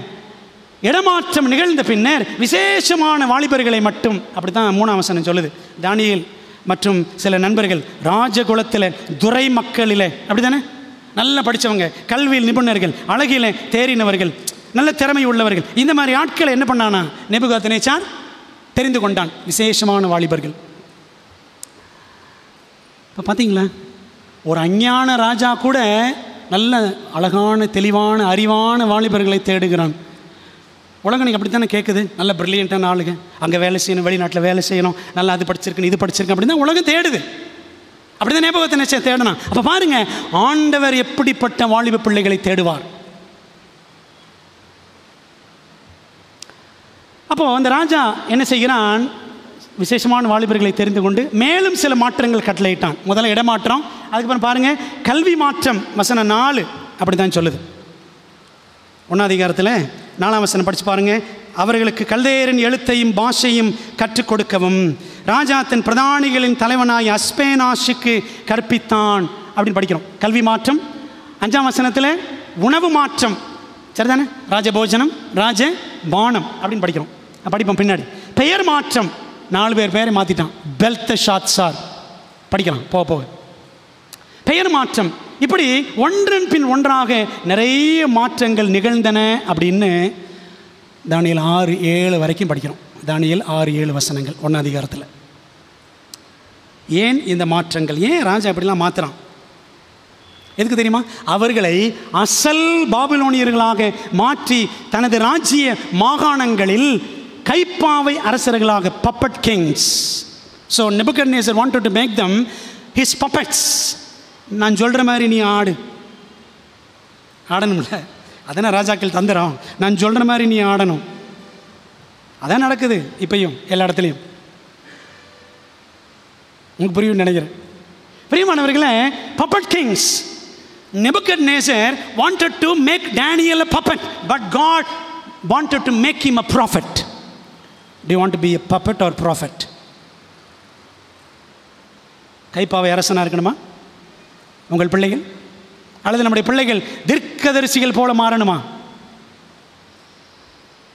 அதுக்குத்தான் அவரோட நோக்கம். அதுக்கு தான் இவங்களுக்கு எல்லா மாற்றங்களையும் நேபுகாத்நேச்சார் செய்தான். அரசர்கள் என்ன செய்வார்கள், அந்த காலத்தில் அந்நியர்களை பயிற்றுவித்து அவர்களை சிற்றரசர்களாக்கி, இன்னைக்கும் நடக்குது சரிங்களா, சிற்றரசர்களாக்கி நாட்டை ஆளும் அரசியல் தந்திரம் பல நாடுகளில் ராஜ்யங்களில் வழக்கத்தில் இருந்த ஒன்று. இது ஒரு அரசியல் தந்திரம். வெளிநாட்டில் இருந்து ஆட்களை கைது பண்ணிட்டு வந்து அவங்கள நல்லா ட்ரெயின் பண்ணி அந்தந்த நாட்டு வழக்கத்தை, பாபிலோன் வழக்கத்தை கற்றுக் கொடுத்து, நீ என் நாட்டில் அங்கங்கே போய் நீ ஆளுகை செய், நான் சொல்கிறத கேளு, நான் தான் டாப் ராஜா, நீ ஒரு டூப் ராஜா. புரியுதா உங்களுக்கு? டூப் பண்ணி இருந்துக்கோ, நான் சொல்கிறத நீ கேளு. புரியுதா உங்களுக்கு? இப்படி தான் நடந்துச்சு. அதனால தான் இடமாற்றம், கல்வி மாற்றம், பெயர் மாற்றம் எல்லாம் நடந்துச்சு. இதெல்லாம் பொறுத்து கொண்ட தானியேலின் நண்பர்களும் ஒரு மாற்றத்தை மட்டும் அவர்கள் என்ன செய்யலை, ஓகே சொல்லலை. எதுக்கு? பெயர் மாத்திரையா, கருப்பு சாமின்னு வைக்கிறியா, சரி வச்சுக்கோ போ. சண்முகநாதன் அப்படின்னு ஒரு ஐயா இருந்தார். அவர் பேர் சாகிற வரைக்கும் மாற்றவே இல்லை. பேர் மாற்றுறதெல்லாம் கட்டாயம் கிடையாதுங்க. நீங்கள் சுப்புலட்சுமின்னு வரீங்களா, சுப்புலட்சுமினே இருங்க, பிரச்சனையே கிடையாது.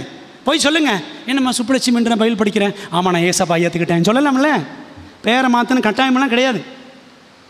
அப்போ தானியேல் அந்த பெயர் மாற்றத்தை பெருசாக எடுத்துக்கல. நீ என்னைய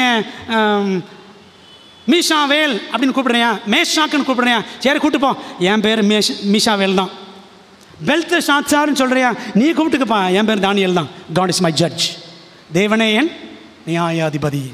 ஏன் இந்த பேர் வச்சாங்கன்னா அவங்கவுங்க தெய்வத்தின் பேரை வச்சாங்க. பாருங்களேன், அந்த லிஸ்ட்டை பார்ப்போம். எபிரேய பேர் தானியேல், என்ன அர்த்தம்? தேவனே நியாயாதிபதி. அந்த பேரை தானியேல் அப்படி கூடும்போதெல்லாம் God is my judge, Jehovah is my judge அப்படின்னு எல்லாருக்கும் தெரியும். இவன் பேரை மாத்தினா ராஜா என்ன மாத்திரான்? பெல்தஷாத்சார், பேலின் மறைவான பொக்கிஷங்களை காப்பவன் அப்படின்னு பேரை மாற்றினான். அனனியா, கர்த்தர் கிருபை உள்ளவர்னு அர்த்தம். ஷாதராக்குன்னு மாற்றினாங்க. நமக்கு இந்த ஷாதராக்குன்ற பேர் தான் ஞாபகம் இருக்கும், அப்படி தானே? ஷாதராக்கு, மேஷாக், ஆபேத்நேகோ, இந்த மூணும் கேளுங்க, இந்த பக்கம் இருக்கிற எபிரேய பேர் மனசில் டபக்குன்னு வராது, அப்படி தானே? உலகம்தான் உள்ளே போய் உட்காந்துக்குது நமக்கும், உண்மை தானே? ஷாதராக், அக்கு, அக்குவின் சந்திர கடவுள், அக்குன்னா சந்திர கடவுள் பாபிலோனில், அக்குவின் கட்டளை அப்படின்னு அர்த்தம், சந்திர கடவுளின் கட்டளை. மீஷாவேல், தேவனை போன்றவர் யார்? யெகோவா தெய்வத்தை மாதிரி யாருங்க? அதான் அர்த்தம். என்ன பேர் வச்சாங்க? மேஷாக், அதுவும் ஷாக், அக்கு, அக்குவை போன்றவர் யார்? சந்திர கடவுளை போன்றவர் யார்? அசரியா, கர்த்தர் உதவி செய்கிறான். ஆபேத்நேகோ அப்படின்னு பேர் வச்சாங்க. நேகோ அல்லது நேபோவின் ஊழியக்காரன். நேபோ, பெல், மார்டுக், இதெல்லாமே அங்கேருந்து தெய்வங்கள், பாபிலோனி தெய்வங்கள். இதனால தான் கல்ச்சுரல் சேஞ்ச், ரெலிஜியஸ் சேஞ்ச், கலாச்சார மாற்றம், ஆன்மீக மாற்றம் இதெல்லாம் இந்த ராஜா செய்கிறான். ஆனால் பாருங்கள், இந்த உணவு மாற்றத்திற்கு தானியேல் நண்பர்கள் என்ன செய்யலை? ஒத்துழைக்கலை. அர்த்தமுள்ள ஆவிக்குரிய பெயர்களை யூத பெற்றோர் கருத்தாக தங்கள் பிள்ளைகளுக்கு சூட்டினார்கள். நம்ம என்னங்க பேர் வைக்கிறோம் பிள்ளைகளுக்கு? நான் எப்பவும் சொல்லுவேன், பைபிள் பேர் வைங்க. பைபிள் இல்லாத பேரா என்ன? எஸ்தர், தானியேல், மோசே, யோசுவா, இதுதான் இருக்குது. ஆயிரக்கணக்கான பெயர்கள் பைபிளில் இருக்குது, சரிங்களா? பைபிள் பேர் வைங்க பிள்ளைகளுக்கு, சாட்சியாக சொல்லுங்கள். இது என்ன அர்த்தம்? நம்ம ரொம்ப தினிசாக பேர் வைக்கிறோம். டம்ளர் கீழே போட்டோம்னா டமா டுமா ரொம்ப டங் டிங் சவுண்டு வரும் பார்த்தீங்களா? அந்த மாதிரி பேர்லாம் வச்சுக்கிட்டு இருக்கிறோம் நம்ம, ஜப்பான்காரை வைக்கிற மாதிரி. ஆமாவா இல்லையா? பைபிள் பேரை வைங்க. ஒரு டிக்ஷனரியே கொடுத்துருக்காரு பேருக்கு, உண்மை தானே? ஆனால் அஞ்ஞான பெயர்கள் நாள் எபிரேய வாலிபருக்கும் சூட்டப்பட்டன.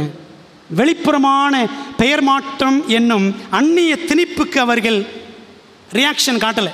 பேர் வைக்கிறா வச்சுட்டு போ, அதுக்கு அவர்கள் ரியாக்ஷன் எதிர்வினை காட்டாவிட்டாலும் உணவு விஷயத்தில் உறுதியான தீர்மானத்துடன் அவர்கள் இருந்தார்கள். அதானே படிக்கிறோம்.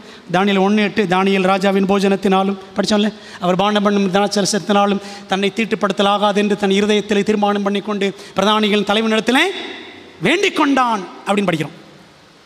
பிரியமானவர்களே, காரணம் பாபிலோனியர்கள் அந்த அசுத்தமான மிருகங்களின் மாம்சம் புசித்தவர்கள்.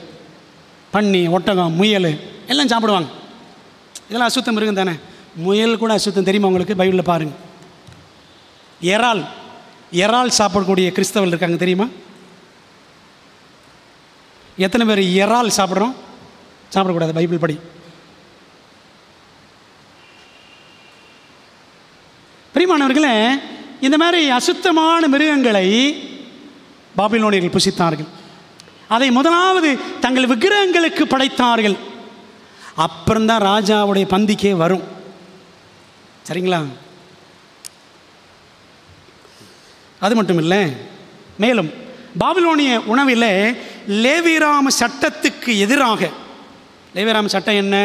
லேவியராம 3:17 படிக்கிறோம். கொழுப்பு சாப்பிடக்கூடாது, ரத்தம் சாப்பிடக்கூடாது. நம்ம ஆட்கள் கல்யாணத்தில் அட்வென்டிஸ் ஆட்கள் ரத்த பொரியல் போடுறாங்க, தெரியுமா? ரத்த பொரியலாம். கடைக்கு போனோம்னா கொஞ்சம் கொழுப்பு போடுங்க. என்ன கொழுப்பு நமக்கு, ஆமாம் இல்லையா? கொழுப்பு போடுங்க. ஆண்டவர் ஏற்கனவே போட்டார் பைபிளில், கொழுப்பு சாப்பிடாதுன்னு. உண்மை தானே? அவங்க ஃபாலோ பண்ணாங்கங்க, நம்ம ஃபாலோ பண்ணுறோமா? யாரும் தப்பாக எடுக்காதீங்க, உள்ளதைத்தான் சொல்கிறேன். இளம் வாலிபர்களின் இருதய தீர்மானத்தை பார்த்தீர்களா? என்ன தீர்மானம்? கிடைத்ததை அவர்கள் கொட்டிக்கொள்ளாமல் தங்கள் வாய்களை கட்டி போட்டார்கள். இந்த நிறைய சுகர் பேஷண்ட்ஸ் இருப்பாங்கல்ல, ஏற்கனவே சொல்லியிருக்கேன், சும்மா சாப்பிடு, மாத்திரையை போட்டுக்குவோம், சும்மா சாப்பிடுப்பா, இன்சுலினில் போட்டுக்கோ, மாத்திரை ஊசியை போட்டுக்கலாமையா அப்படின்னு ஒருத்தன் பக்கத்தில் ஏற்றி விட்ட உடனே உள்ளே போயிடும், கப்பன்னு உள்ளே போயிடும். அப்புறம் சர்ன்னு ஏறிடும். ஏறினதுக்கப்புறம் எனக்கு சுகரு, வாயை கட்டிட்டு ஒழுங்காக இருக்க வேண்டியதானே? இருக்கிறது கிடையாது. ஆமாம் தானே? அந்த வயசு பசங்க இளவட்டமெல்லாம் வாயை கட்டினாங்க 17 வயசில். இன்றைக்கி இருக்கிற கிளவட்டங்களுக்கு வாயை கட்ட முடியலை. இளமையில் எத்தனை வைராக்கியம் என்பது புரிகிறதா?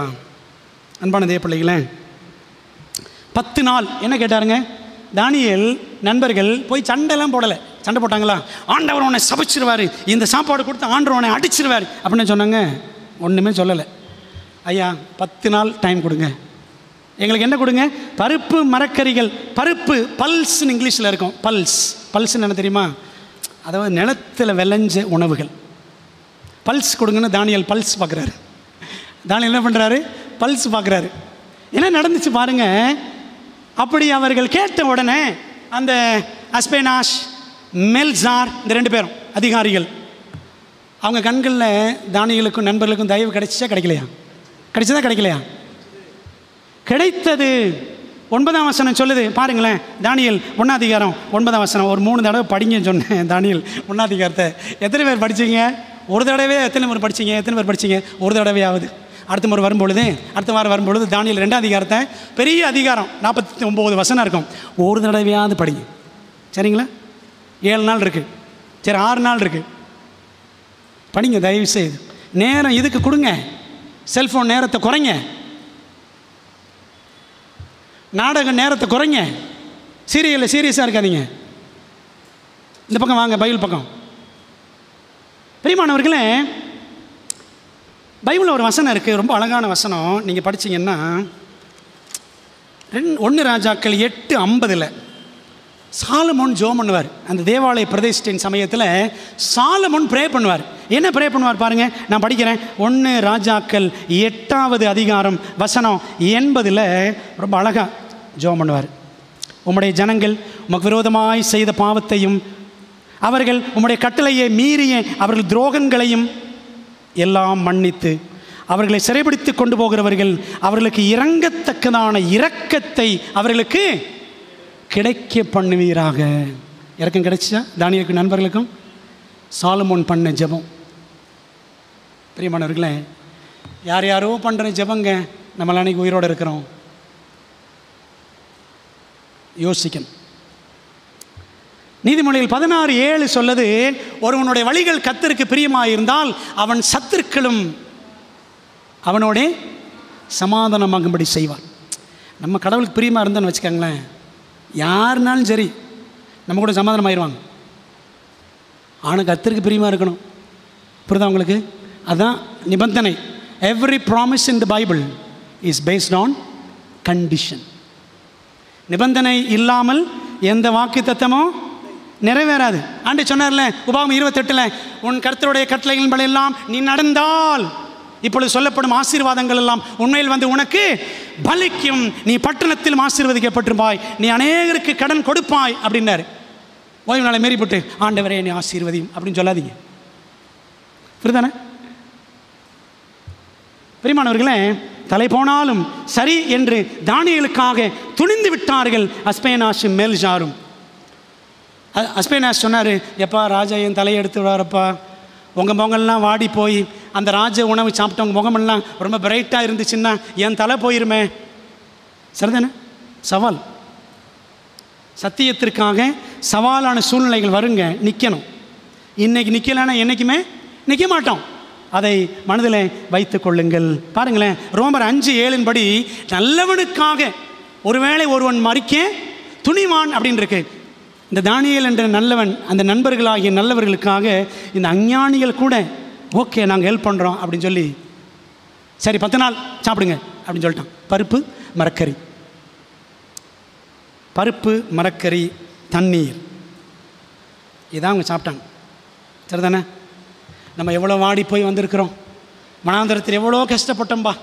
பைபிளில் சொல்லியிருக்குல்ல 1 தீமோத்தேயு 4:4-5 தோத்திரம் பண்ணி சாப்பிடுப்பா. நீ ஜெபம் பண்ணா எல்லாம் பரிசுத்தமாயிரும். ஜெபம் பண்ணி அரளிக்காய் சாப்பிடு.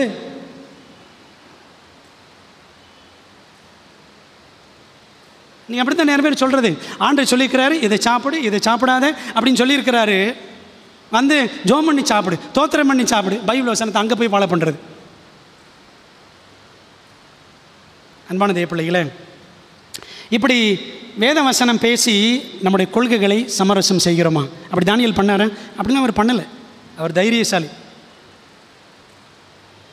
அருமையான தேவ ஜனமே, இந்த பருப்பு மரக்கறி சாப்பிட்டவங்கள இந்த சின்ன கூட்டம், அது ஒரு மைனாரிட்டி, ஜெனிசிஸ் டயட் சாப்பிட்டாங்க, சரிதானே? ஆனால் இன்னொரு பெரிய கூட்டம் பாபிலோன் டயட் சாப்பிட்டது, ராஜபோஜனம், மதுபானம். இது இந்த கூட்டம், பெரிய கூட்டம் இந்த சின்ன கூட்டத்தை பரியாசம் பண்ணியிருக்கோம். ஆமாம் தானே?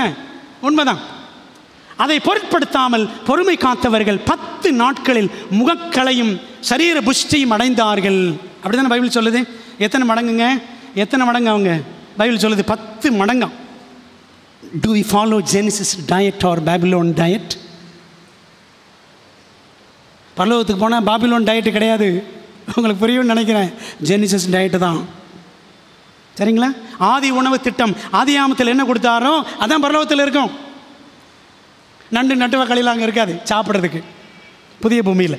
அன்பான தேவ பிள்ளைகளை, இதை தேவன் சொன்னார், அதை அப்படியே தானியேல் நண்பர்கள் ஃபாலோ பண்ணினார்கள். மிகச்சிறந்த உணவு திட்டத்தை தேவன் ஆதியிலேயே கொடுத்திருந்தார். வாழ்வா சாவா என்ற சவாலின் மத்தியிலும் தேவனின் உணவு திட்டத்தை துணிச்சலோடு தெரிந்து கொண்ட இந்த இளம் வாலிபர்களை பரலோகம் ஆசீர்வதித்தது. அவர்கள் கடினமாக படித்தார்கள் என்பதற்காக அல்ல, அவர்கள் ஜீவனுள்ள தேவனோடு தீர்மானம் உறுதி குலையாமல் நெருங்கிய உறவு வைத்திருந்தார்கள் என்பதற்காகவே தேவன் அவர்களை சிறப்பான விதத்தில் 10 மடங்கு ஆசீர்வதிச்சார்.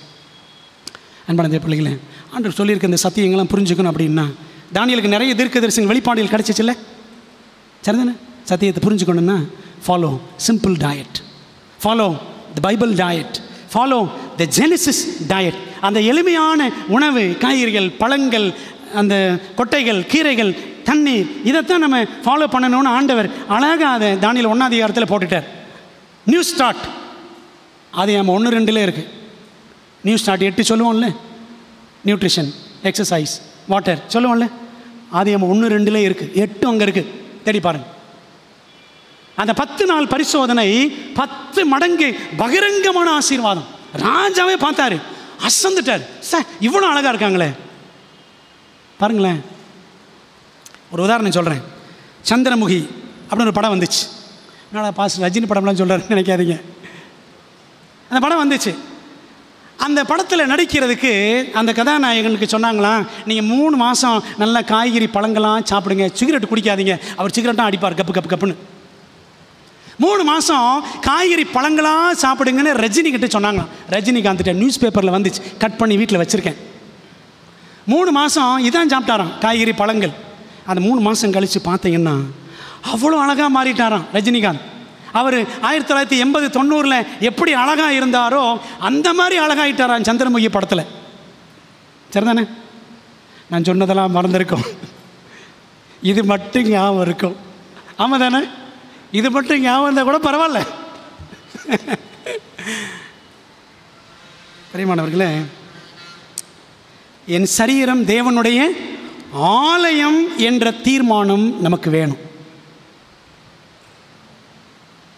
எல்என் ஒயிட் எழுதுறாங்க, யாராவது டீ காஃபி கொடுத்தாங்கன்னா, no thank you, I don't drink tea coffee அப்படின்னு சொல்லணுமா? அப்படி சொல்லணுமா? நான் டீ காஃபி குடிக்க மாட்டேன், ரொம்ப தேங்க்ஸ் அப்படின்னு சொல்லணுமா? நம்ம என்ன பண்ணுவோம்? எப்பா டீ வாங்கிட்டு வாப்பா, வாப்பா காஃபி குடிப்போம்.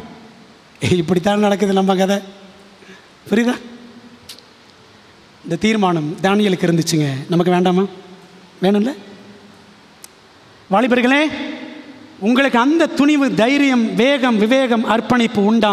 ஆகாத அசுத்தங்களை, சாப்பாடு மட்டும் இல்லை, வாட்ஸ்அப்போ இன்ஸ்டாகிராமோ என்னென்ன லொட்டுலோசுக்கு இருக்குது எல்லாம் சொல்கிறேன், அந்த ஆகாத அசுத்தங்களை அறவே அகற்றிவிடும் ஆவிக்குரிய வைராக்கியம் இருக்கிறதா வாலி பிள்ளைகளுக்கு? நீங்கள் ஆண்டவரை கனம் பண்ணினால் அவர் உங்களை நிச்சயமாக எல்லார் முன்னிலையிலும் என்ன செய்வார்? கனம் பண்ணுவார். ஆண்டு சொல்லார், என்ன கனம் பண்ணுகிறவர்களை நான் கனம் பண்ணுவேன். பண்ணார்ல தானியேலை, ஆண்டவர் கனம் பண்ணார்ல. 10 மடங்கு சமர்த்தர், 10 times smarter than all the other young people. We have smartphone, but we are not smart these days. Smart phone வச்சுருக்கிறோம், எல்லாம் ஸ்மார்ட்டாக இருக்கிறோமா? ஸ்மார்ட் ஃபோன் வச்சுருக்கிறவங்க பைபிள் படிக்கிறதுல ஸ்மார்ட்டாக இருக்கிறோமா? ஸ்மார்ட் ஃபோனை கண்டுபிடிச்சு நம்மளை சாத்தான் ஸ்டூப்பிட் ஆக்கிட்டு இருக்கிறான். தெரியுமா உங்களுக்கு? ஸ்மார்ட்டுக்கு opposite stupid. We are becoming stupids by using this smart phone. அதுக்காக பயன்படுத்த வேண்டாம்னு சொல்லலை, கரெக்டாக பயன்படுத்தணும், அதை வைக்க வேண்டிய இடத்துல வைக்கணும். சரிதானே? செல்ஃபோனை நம்ம வச்சுருக்கணும், செல்ஃபோன் நம்மளை வச்சுருக்கக்கூடாது. யோசித்து பாருங்கள், செல்ஃபோனை நீங்கள் வச்சுருக்கீங்களா, செல்ஃபோனை உங்களை வச்சுருக்காங்க? பிரியமான தேவ பிள்ளைகளே, கேள்வி, வாலிபரே பெரியோரே, நீங்கள் லட்சிய பெற்றோரா, லட்சிய வாலிபர்களா அல்லது அலட்சிய வாலிபர்களா என்பதை யோசித்து பாருங்கள். ஸ்லைட் மாறி இருக்கு. நம்ம அலட்சியமுள்ள பெற்றோர்களா, அலட்சியமுள்ள வாலிபர்களா? யோசித்து பார்ப்போம். கடைசி ஒரு காரியம், மூணாவது, தேவனுடைய தேவை யார்? லட்சியமிக்க கிறிஸ்தவ தலைவர்கள் மற்றும் போதகர்கள். God needs ideal leaders and pastors. பாபிலோனிய இராணுவத்திடம் யூத பெற்றோர் தங்கள் இளம் வாலிப பிள்ளைகளை பறிகொடுத்தார்கள். இளம் வாலிப பிள்ளைகள் தங்கள் குடும்பங்களை யூத தேசத்தை விட்டு ஒருபோதும் அவர்கள் திரும்பி வர முடியாத அளவுக்கு அவர்கள் நாடு கடத்தப்பட்டார்கள். உண்மைதானே? தானியேல் திரும்பியே வரல. ஏன்? காரணம், யூதாவின் அரசர்கள் சரி கிடையாது. எசேக்கியாவிடம் தாழ்மை தடம் புரண்டு விட்டது. உங்களுக்கு நான் சொன்னேன் ஏற்கனவே, பார்த்தீங்களா? அவன் மனமேட்டிமை ஆனான். 2 படிக்கிறோம். யோயாக்கீம் மகன் அவன் என்ன பண்ணான்? அந்த பைபிள் சுருளை, எரேமியா எழுதின சுருளை வெட்டி அவன் தீயில எரிச்சிட்டான். பைபிள் சொல்லுது, எரேமியா 36 22-25 படிச்சு பாருங்க. திருவசனத்தை அவமதித்தான், திருவசனத்தை அவமதிக்கிறவன் நாசம் அடைவான். யோயாக்கீமுக்கு நல்ல அடக்கமே கிடைக்கல. பைபிளை படிச்சு பாருங்க. எரேமியா 22:18-19 அவனை டாங்கி பரியல் அப்படின்னு சொல்லுவாங்க. யோயாக்கீம் டாங்கி பரியல், கழுதை யாராவது புதைப்பாங்களா? தூக்கி அப்படி எரிஞ்சிட்டாங்க யோயாக்கீம். அந்த மாதிரி நிலைமை அவன் நிலைமை ஆச்சு. சிதேக்கியா அவன் ஒரு ஜெல்லி மீன், முதுகெலும்பே கிடையாது. ஜனங்கள் சொல்கிறதையும் கேட்பான், ஆண்டவர் என்ன சொன்னாருன்னு எரேமியாட்டே வந்து அவன் கேட்பான் அப்படின்னு பைபிள் நமக்கு அழகாக சுட்டி காட்டுகிறது. எரேமியா 37:17 படித்து பாருங்கள். சரிங்களா? கடைசியில் அந்த சிதேக்கியா அவன் கைதி ஆனான், கபோதி ஆனான். கண்ணு ரெண்டையும் பிடிக்கிட்டான் நேபுகாத்நேச்சார், அந்த கடைசி ராஜா சிதேக்கியா. புரியுதா உங்களுக்கு? அப்போது எசேக்கியா நல்ல ராஜாவாக இருந்தான், யோசியா நல்ல ராஜாவாக இருந்தான். ஆனால் அதுக்கப்புறம் வந்த மனாசே, ஆமோன், யோயாக்கீம், யோவஹாஸ், அப்புறம் பார்த்தீங்கன்னா சிதேக்கியா, எந்த ராஜாவும் நல்ல ராஜா, கடவுளுக்கு பயந்த ராஜாவாக கிடையாது. நல்ல தீர்க்கதரிசிகள் கொஞ்சம் பேர் இருந்தாங்க, நிறைய கள்ள தீர்க்கதரிசிகள் இருந்தார்கள். பிரியமான தேவ பிள்ளைகளே, அப்போது தேவ ஜனத்தை ஆளக்கூடிய அரசர்கள் எவ்வளியோ அவ்வளியே யாரும் இருப்பான்? குடிகள் அப்படித்தான் இருப்பாங்க. போதகர்கள் எவ்வளியோ சபைகளும் அவ்வளியே. இஸ்ரவேலில் தலைவர்கள், ஆசாரியர்கள், தீர்க்கதரிசிகள் நிலைப்பாட்டை அவர்களுடைய நிலைப்பாட்டை தீர்க்கதரிசிகள் இவங்கெல்லாம் எப்படிப்பட்டவங்கன்னு மீகா 3:9-12 வரைக்கும் நிறைய படிக்கலாம். எல்லாம் அநியாயம் பண்ணுறாங்க, லஞ்சம் வாங்குறாங்க, எல்லாம் இருக்குது. மீகாவில் இருக்குது 3 அதிகாரத்தில். கூலிக்கு தீர்க்கதரிசின்னு சொல்லுகிறார்கள். இஸ்ரவேலின் அரசர்கள் அனைவரும், யூதாவின் அரசர்கள் பெரும்பாலானவர்களும் தெய்வ பயம் இல்லாமல் ஆளுகை செய்தார்கள். அதனால் தான் அசீரிய சிறைப்பு, பாபிலோனிய சிறையிருப்பு வந்தது அப்படின்னு படிக்கிறோம். ஆனால் யோசியா ராஜா காலத்தில் எழுப்புதல் வந்துச்சு. அந்த காலத்தில் தானியேல் ஒரு சின்ன பையன், எரேமியாவின் மடியிலே வளர்ந்தவன் தானியேல். யோசியா மரிக்கிற போது கிமு 608. அப்போ தானியேல் ஒரு வாலிபன் ஆயிட்டான். யோசியாவின் காலத்து எழுப்புதல், யோசியா காலத்தில் ஒரு பெரிய எழுப்புதல் வந்துச்சுல, அந்த எழுப்புதல் அவன் 4 பிள்ளைகள் வாழ்க்கையில் ஒரு பெரிய தாக்கத்தை கொண்டு வரவில்லை. ஆனால் தானியேல் மற்றும் நண்பர்கள் வாழ்க்கையில் ஒரு பெரிய தாக்கத்தை கொண்டு வந்தது அப்படின்னு நம்ம தெளிவாக படிக்கிறோம். அதாங்க கேள்வி. இன்றைக்கி திருச்சபையில் இருக்கிற தலைவர்கள் ஒன்று, நீங்கள் எல்லாத்தையும் நினச்சிக்காதீங்க பாஸ்டர் தலைவர்கள் தாக்குறாரு அப்படின்னு. உள்ளதான் சொல்கிறேன், பைபிள் படி தான் சொல்கிறேன், இல்லாதெல்லாம் சொல்லலை. தலைவர்கள் என்றால் சபையில் இருக்கிற மூப்பர்கள், அதிகாரிகள், பொருளாளர்கள், சாபஸ் ஸ்கூல் டிபார்ட்மெண்ட், நம்மையும் குறிக்கும். we are also leaders. உண்மை தானே? லீடர்ஸ் அப்படின்னா தமிழில் வழிகாட்டிகள். அதாங்க நமக்கு தலைவர்களாக தான் பிடிக்குது. வழிகாட்டிகள். லீடர்ஸ்னால் யார்? வழிகாட்டிகள். நல்ல வழியை காட்டணும். நல்ல வழியை காட்டினாங்களா? படித்த நம்ம பைபிளில் பார்த்த ராஜாக்கள், அதனால தான் சிறையிருப்பு. அன்பான தேவ பிள்ளைகளை, இன்றைக்கி சபையில் இருக்கிறவங்க முன்மாதிரியாக இருக்கணும். முன்மாதிரியாக இருந்து தேவனுக்கு பயந்து குடும்பத்தை நடத்தணும். யோசித்து பாருங்கள். கிறிஸ்தவ வழிகாட்டிகளே, போதகர்களே, சபையில் இருக்கிற அலுவலர்கள் யாருனாலும் சரி, நாம் லட்சியம் உள்ளவர்களா அலட்சியம் உள்ளவர்களா? பாருங்களேன், பைபிளில் அந்த ராஜாக்கள் ஒருத்தன் வெட்டிக்கிட்டான், அடிச்சுக்கிட்டான், அடுத்து அவன் ராஜாவாகணும்னு. அதான் இங்கே நடக்குது. போட்டிகள், சூழ்ச்சிகள் இன்னைக்கு நிறைய இருக்கு. தந்திரமாய் தானே இருக்க வேண்டும் என்று நினைத்து வேலைகள் செய்வது, அதெல்லாம் அந்த காலத்தில் பைபிள்லேயே செஞ்சாங்க. யூதா ராஜாக்களும் இஸ்ரவேல் ராஜாக்களும். சிறையிருப்பு அதனால தான் வந்துச்சுங்க. பிரியமான தேவ பிள்ளைகளே, மீண்டும் சிறையிருப்பு வரப்போகிறது. யூதா முழுவதும் பாபிலோனுக்கு கைதிகளாக சென்றது போல வெளிப்படுத்தல் 17-18 படிக்கிறோம். ஒரு பயங்கரமான கடைசி சிறையிருப்பு மீதமானவர்களை முற்றுகையிட போகிறது. சரிதானே? கத்தோலிக்கமும் புராட்டஸ்டன்ட் சபைகளும் ஆவி மார்க்கம் எல்லாம் சேர்ந்து ஞாயிறு சட்டத்தை கொண்டு வரப்போகிறது. வெகு சீக்கிரத்தில் இது நடக்கும். தேவனுடைய கற்பனைகளை கை கொண்டு இயேசுவின் விசுவாசத்தை உடையவர்களை அது முற்றுகை போட போகிறது. இக்கட்டு காலம். கிறிஸ்தவ பெற்றோரே, லட்சியத்துடன் உங்கள் பிள்ளைகளை பயிற்றுவிக்கிறீர்களா? கிறிஸ்தவ வாலிபரே, லட்சியத்துடன் தேவனை பின்பற்றுகிறீர்களா? கிறிஸ்தவ வழிகாட்டிகளே, போதகர்களே, ஆசிரியர்களே, லட்சியத்துடன் மந்தைகளை மேய்க்கிறீர்களா, காக்கிறீர்களா அப்படின்னு யோசித்து பாருங்கள். ஒரு காரியத்தை சொல்லி முடிச்சிடறேன். தானியேல் 1 அதிகாரம் ஆரம்பிக்கும் பொழுது தோல்வியோடு ஆரம்பித்தது போல் தெரியும், அப்படி தானே? ஆனால் தானியேல் 1:24 நீங்கள் படித்து பார்த்தீங்கன்னா, 1:21 எடுங்க பைபிள், அந்த வசனத்தை படிப்போம். கடைசி வசனம் தானியேல் 1:21 படித்தீங்கன்னா, கோரேஸ் ராஜ்யபாரம் பண்ணும் 1ஆம் வருஷம் மட்டும் தானியேல் அங்கே இருந்தான். இந்த வசனத்தின்படி தானியேலுக்கு 84 வயசு. தானியேல் கடைசியாகத்தான் 1ஆம் அதிகாரத்தை முகவுரையாக எழுதியிருக்க வேண்டும் என்று வேத அறிஞர்கள் சொல்கிறார்கள். தோல்வியிலே தொடங்கினது போல் தெரிகிற 1ஆம் அதிகாரம் முடிவில் யார் வெற்றி பெற்றான்? தானியேல் கைதியாக போய் அவர் பெரிய பிரதமர் ஆயிட்டார். உண்மைதானே? போக படிக்கலாம். அந்த உண்மையாக இருந்த அந்த 4 பேரை, அந்த சிலரை ஆண்டவர் பாபிலோனிலும் மேதே பெர்சியாவிலும் பெரிய பெரிய அதிகாரிகளாக மாற்றினார். என்ன சொல்ல வாரேன்னா, எருசலேமையும் எருசலேமின் அரசனையும் எருசலேமின் குடிகளையும் ஆண்டவர் பாபிலோன் ராஜாவின் கையில் ஒப்பு கொடுத்தார். அதான் தானியேல் 1 அதிகாரம் 1-2 கடைசியில் படித்து பாருங்கள். அதில் படிக்கிறோம், ஆண்டவர் பாபிலோனையும் மேதே பெர்சியாவையும் அங்கிருந்த அரசர்கள் 7 பேரையும் ஆண்டவர் எல்லாரையும் தானியேலின் கையிலே ஒப்பு கொடுத்தார். ஆமாம் தானே? ஆமென். தானியேல் ஆண்டவர் அவ்வளோ உயர்த்தினாருங்க. உண்மையாக இருந்தான் ஆண்டவர் ஒரு கைதியை கூட என்ன செய்வார்? பிரதமர் ஆக்கிடுவார். உண்மையாக இருக்கணும். முடிக்க போகிறேன். ஒரு முக்கியமான வாசகம் சொல்லி முடிக்க போகிறேன். தமிழில் மட்டும் வாசிக்கிறேன், இங்கிலீஷில் இருக்குது. The greatest want of the world, the greatest want of the world is the want of men அப்படின்னு இருக்கு இங்கிலீஷில். தமிழில் வாசிக்கிறேன். உலகின் தேவை, மாபெரும் தேவை மனிதர்களின் தேவையாகும். எப்படிப்பட்ட மனிதர்கள்? விற்கப்பட முடியாத, எதை கொடுத்தும் வாங்கப்பட முடியாத, உனக்கு இந்த பதவி கொடுத்துட்றேன், அதை கொடுத்துட்றேன், உனக்கு அவளை கொடுத்துட்றேன், இவளை கொடுத்துட்றேன் அப்படின்னு ஒன்றே பல்ட்டி அடிச்சிடக்கூடாது.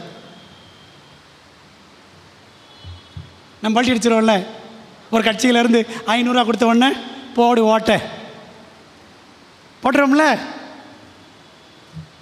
தங்கள் இருதயத்தின் ஆழத்தில் உண்மையும் நேர்மையும் உள்ளவர்கள், பாவத்தை அதன் சரியான பெயரால் அழைக்க பயப்படாதவர்கள். What you do is wrong சொல்லணும் தைரியமா. அப்படிப்பட்டவர்கள் துருவத்தை நோக்கி நிற்கும் ஊசி முனையை போல். இந்த கேம்பஸில் பாருங்களேன், கேம்பஸில் அந்த முள் எங்கே நோக்கி தான் நிற்கும்? எங்கே திருப்பினாலும் எங்கே வந்து நிற்கும்? நார்த்தில் வந்தால் நிற்கும். பார்த்துருக்கீங்களா? வடக்கில் தான் வந்து நிற்கும். அந்த ஊசி முனையை போல தங்கள் கடமையிலே உத்தமமாக இருக்கிறவர்கள் வானங்களே இடிந்து விழுந்தாலும் உன் தலை போயிடும். தானியேலுக்கு சொன்னாங்க, பரவாயில்ல. அக்கினி சூழலில் போடுவான், பரவாயில்ல. சிங்கக்கபியில் போடணும், பரவாயில்ல. எங்கேனாலும் போடும், ஆண்டவனை காப்பாற்றுவார். புரியுதுங்களா? அப்படிப்பட்ட மனிதர்கள் தேவனுக்கு தேவை. ஆண்டவரே, என்னை அப்படி ஒருவனாக மாற்றும். அதுக்கு தான் தேவன் நம்மிடத்தில் எதிர்பார்க்க. அதாங்க தேவனுடைய தேவை. புரிஞ்சுக்குவோம். இந்த பாடங்களுக்காக தேவனுக்கு நன்றி சொல்லுவோம். தானியேல் புஸ்தகம் படிக்கிறத லைட்டாக நினச்சிடாதீங்க, கருத்தாக படிங்க, மற்றவங்களுக்கு ஷேர் பண்ணுங்கள். நல்லா கற்றுக்கொள்ளுங்க. நோட்ஸ் எடுங்க. நோட்ஸ் கொடுக்குறேன். கடைசி காலம் ஆண்டவர் வரப்போகிறார். முழங்கால் படிவிடுமா. எங்கள் பரிசுத்தமுள்ள நல்ல தகப்பனே, இந்த நாளுக்காக உமக்கு ஸ்தோத்திரம் செலுத்துகிறோம். கர்த்தருடைய கிருபையினாலே தானியேல் தீர்க்க தரிசனங்களை படிக்க ஆரம்பிச்சிருக்கிறோம். கர்த்தாவே, முதல் பகுதி, முதல் அதிகாரம், அந்த முதல் கதை பகுதியை நாங்கள் இன்றைக்கி படித்தோம். ஆண்டவரே, இந்த கதைகள் எல்லாம் வெறும் கதைகள் அல்ல, தீர்க்க தரிசன அர்த்தம் கொண்டவை என்று நாங்கள் படித்தோம். ஆண்டவரே, தானியேலும் நண்பர்களும் ஒருவேளை பரிகசிக்கப்பட்டிருக்கலாம், பாடுபட்டிருக்கலாம். ஆனாலும் ஆண்டவரே, தலைபோகிற சூழ்நிலை ஏற்பட்டது. ஆனால் எல்லாவற்றிலும் ஆண்டவருக்காக, சத்தியத்துக்காக, கொள்கைக்காக நின்றார்கள். ஆண்டவரே, அப்படிப்பட்ட லட்சிய கிறிஸ்தவர்களை ஆண்டவர் தேடுகிறீர். உம்முடைய தேடுதலுக்கு நாங்கள் பதிலாக உம்முடைய கண்களிலே அகப்பட வேண்டும். ஆண்டவரே, எங்களுக்கு உதவி செய்யுங்க. உலகத்தோடு, உலகத்தின் கொள்கைகளோடு நாங்கள் சமரசமாகி விடாதபடி எங்களை பாதுகாத்து கொள்ளுங்க. சபையில் இருக்கிற நாங்கள் கிறிஸ்துவை காட்ட வேண்டும். உலகத்திற்கு உம்முடைய சத்தியத்தை நாங்கள் காட்ட வேண்டும். ஆண்டவரே, ஏனோ தானோன்னு ஒரு வாழ்க்கை வாழ்ந்துட்டுருக்கிறோம். வாழ்க்கையை மாற்றுங்கப்பா. உமக்கு மகிமையாய் மாற்றும். வெளிப்படுத்தல் 14:7 சொல்லப்பட்டிருக்கிற முதல் தூதின் முதல் வரி, தேவனுக்கு பயந்தவரை மையப்படுத்துங்கள் என்ற அந்த வரி எங்கள் வாழ்க்கையில் நிஜமாகட்டும். ஒப்பு கொடுக்கிறோம். இந்த நாளில் தகப்பனே, சத்தியத்தை கேட்ட எல்லா பெற்றோர்களையும், ஆசிரியர்களையும், வாலிப பிள்ளைகளையும், தலைவர்களையும், திருச்சபை அலுவலர்களையும், போதகர்களையும் தேவன் தொடுவீராக. உலகின் மாபெரும் தேவை எப்படிப்பட்ட தேவை என்பதை எலன் ஒயிட் வாசகத்தின் மூலமாக கல்வி புஸ்தகத்திலிருந்து நாங்கள் கடைசியாக படித்தோம். ஆண்டவரே, அப்படி தேவன் தேடும் மனிதர்களாக நாங்கள் இருக்க எங்களுக்கு உதவி செய்யும். இந்த தானியேல் தீர்க்க தரிசன புத்தகத்தை கருத்தோடும் கண்ணீரோடும் படித்து கற்றுக்கொள்ள எங்களுக்கு உதவி செய்யுங்க. இந்த வேளையில் ஃப்ராங்கில் சாருடைய மகள் டெபராவுக்காக ஜெபிக்கிறோம். ஆண்டவரே, டெங்கு நோயினால் மருத்துவமனையில் கோயம்புத்தூரில் சேர்க்கப்பட்டிருக்கிற மகளை ஆண்டவர் தொடுங்க ராஜா, விடுதலையை கொடுங்க. தகப்பனே, எப்பொழுதும் புறப்படுகிறோம். தேவ சமாதான ஆசீர்வாதம் எங்கள் இருதயங்களிலே வாசம் செய்யட்டும். சத்தியத்தை கேட்டு உள்ளத்திலே உணர்வடைந்து நல்ல தீர்மானம் செய்திருக்கிற பிள்ளைகள் இருப்பார்கள் என்றால் அவர்களை ஆவியானவர் இன்னும் உறுதிப்படுத்தி, விசுவாசத்தில் பலப்படுத்தி, தானியேல் 1:8 தானியேல் உறுதியான தீர்மானம் செய்தது போல சத்தியத்திற்காக, சத்தியமாக இயேசுவுக்காக உறுதியான தீர்மானம் செய்து உமக்காக நிற்கிற பிள்ளைகளாக என் பிள்ளையை நான் கரெக்டாக வளர்க்கணும். நான் நல்ல ஒரு டீச்சராக இருக்கணும். சத்தியத்தை எடுத்து சொல்லணும். என்னுடைய பிள்ளைகளை ஆண்டோட வருகைக்கு ஆயத்தமாக்கணும். வரப்போகிற இக்கட்டு காலத்துக்கு ஆயத்தமாக்கணும். நல்ல முறையில் சபையை நடத்தணும். சபையில் நல்ல முன்மாதிரி தலைவர்களாக, மூப்பர்களாக, பொருளாளராக, ஓய்வு நாள் பள்ளி ஆசிரியர்களாக இருக்கணும்னு சொல்லிட்டு ஆண்டவரே, நல்ல தீர்மானம் செய்ய எங்களுக்கு உதவி செய்யும். எங்களை ஆசீர்வதித்து அனுப்புங்க. இயேசுவின் நாமத்தில் ஜெபிக்கிறோம் நல்ல பிதாவே, ஆமென். பரமண்டலத்தில் இருக்கிற எங்கள் பிதாவே, உம்முடைய நாமம் பரிசுத்தப்படுவதாக, உம்முடைய ராஜ்யம் வருவதாக, உம்முடைய சித்தம் பரலோகத்திலே செய்யப்படுவது போல பூமியிலும் செய்யப்படுவதாக. எங்களுக்கு வேண்டிய ஆர்த்தி என்று எங்களுக்கு தாரும். எங்கள் கடனாளிகளுக்கு மன்னிக்கிறது போல் எங்கள் கடனங்களை எங்களுக்கு மன்னியும். எங்களை சோதனைக்கு பிரவேசிப்பண்ணாமல் தீமின் ரட்சித்துக் கொள்ளும். ராஜ்யம், வல்லமை, மகிமை என்றென்றைக்கு முடிவுகளே, ஆமென். என் ஆத்மாவே கர்த்தரை ஸ்தோத்திரி. என் முழு உள்ளமையோட பரிசுத்த நாமத்தை ஸ்தோத்திரி. என் ஆத்மாவே கர்த்தரை ஸ்தோத்திரி. அவர் செய்த சகல உபகாரங்களை மறவாதே, ஆமென். நம்முடைய கர்த்தராக இருக்கிற இயேசு கிறிஸ்துவின் கிருபையும், பிதாவாகிய தேவனுடைய அன்பும், ஆவியானவரின் ஐக்கியமும் ஆசீர்வாதமும், தேவதூதர்களின் பாதுகாப்பும் லட்சியமுள்ள கிறிஸ்தவர்களாக இருக்க வேண்டும் என்று மனதிலே உணர்வடைந்திருக்கிற, தீர்மானித்திருக்கிற கர்த்தருடைய பிள்ளைகள் எல்லாரோடும் தேவாசீர்வாதம் இன்று சதா காலமும் தங்கியிருப்பதாக, ஆமென்.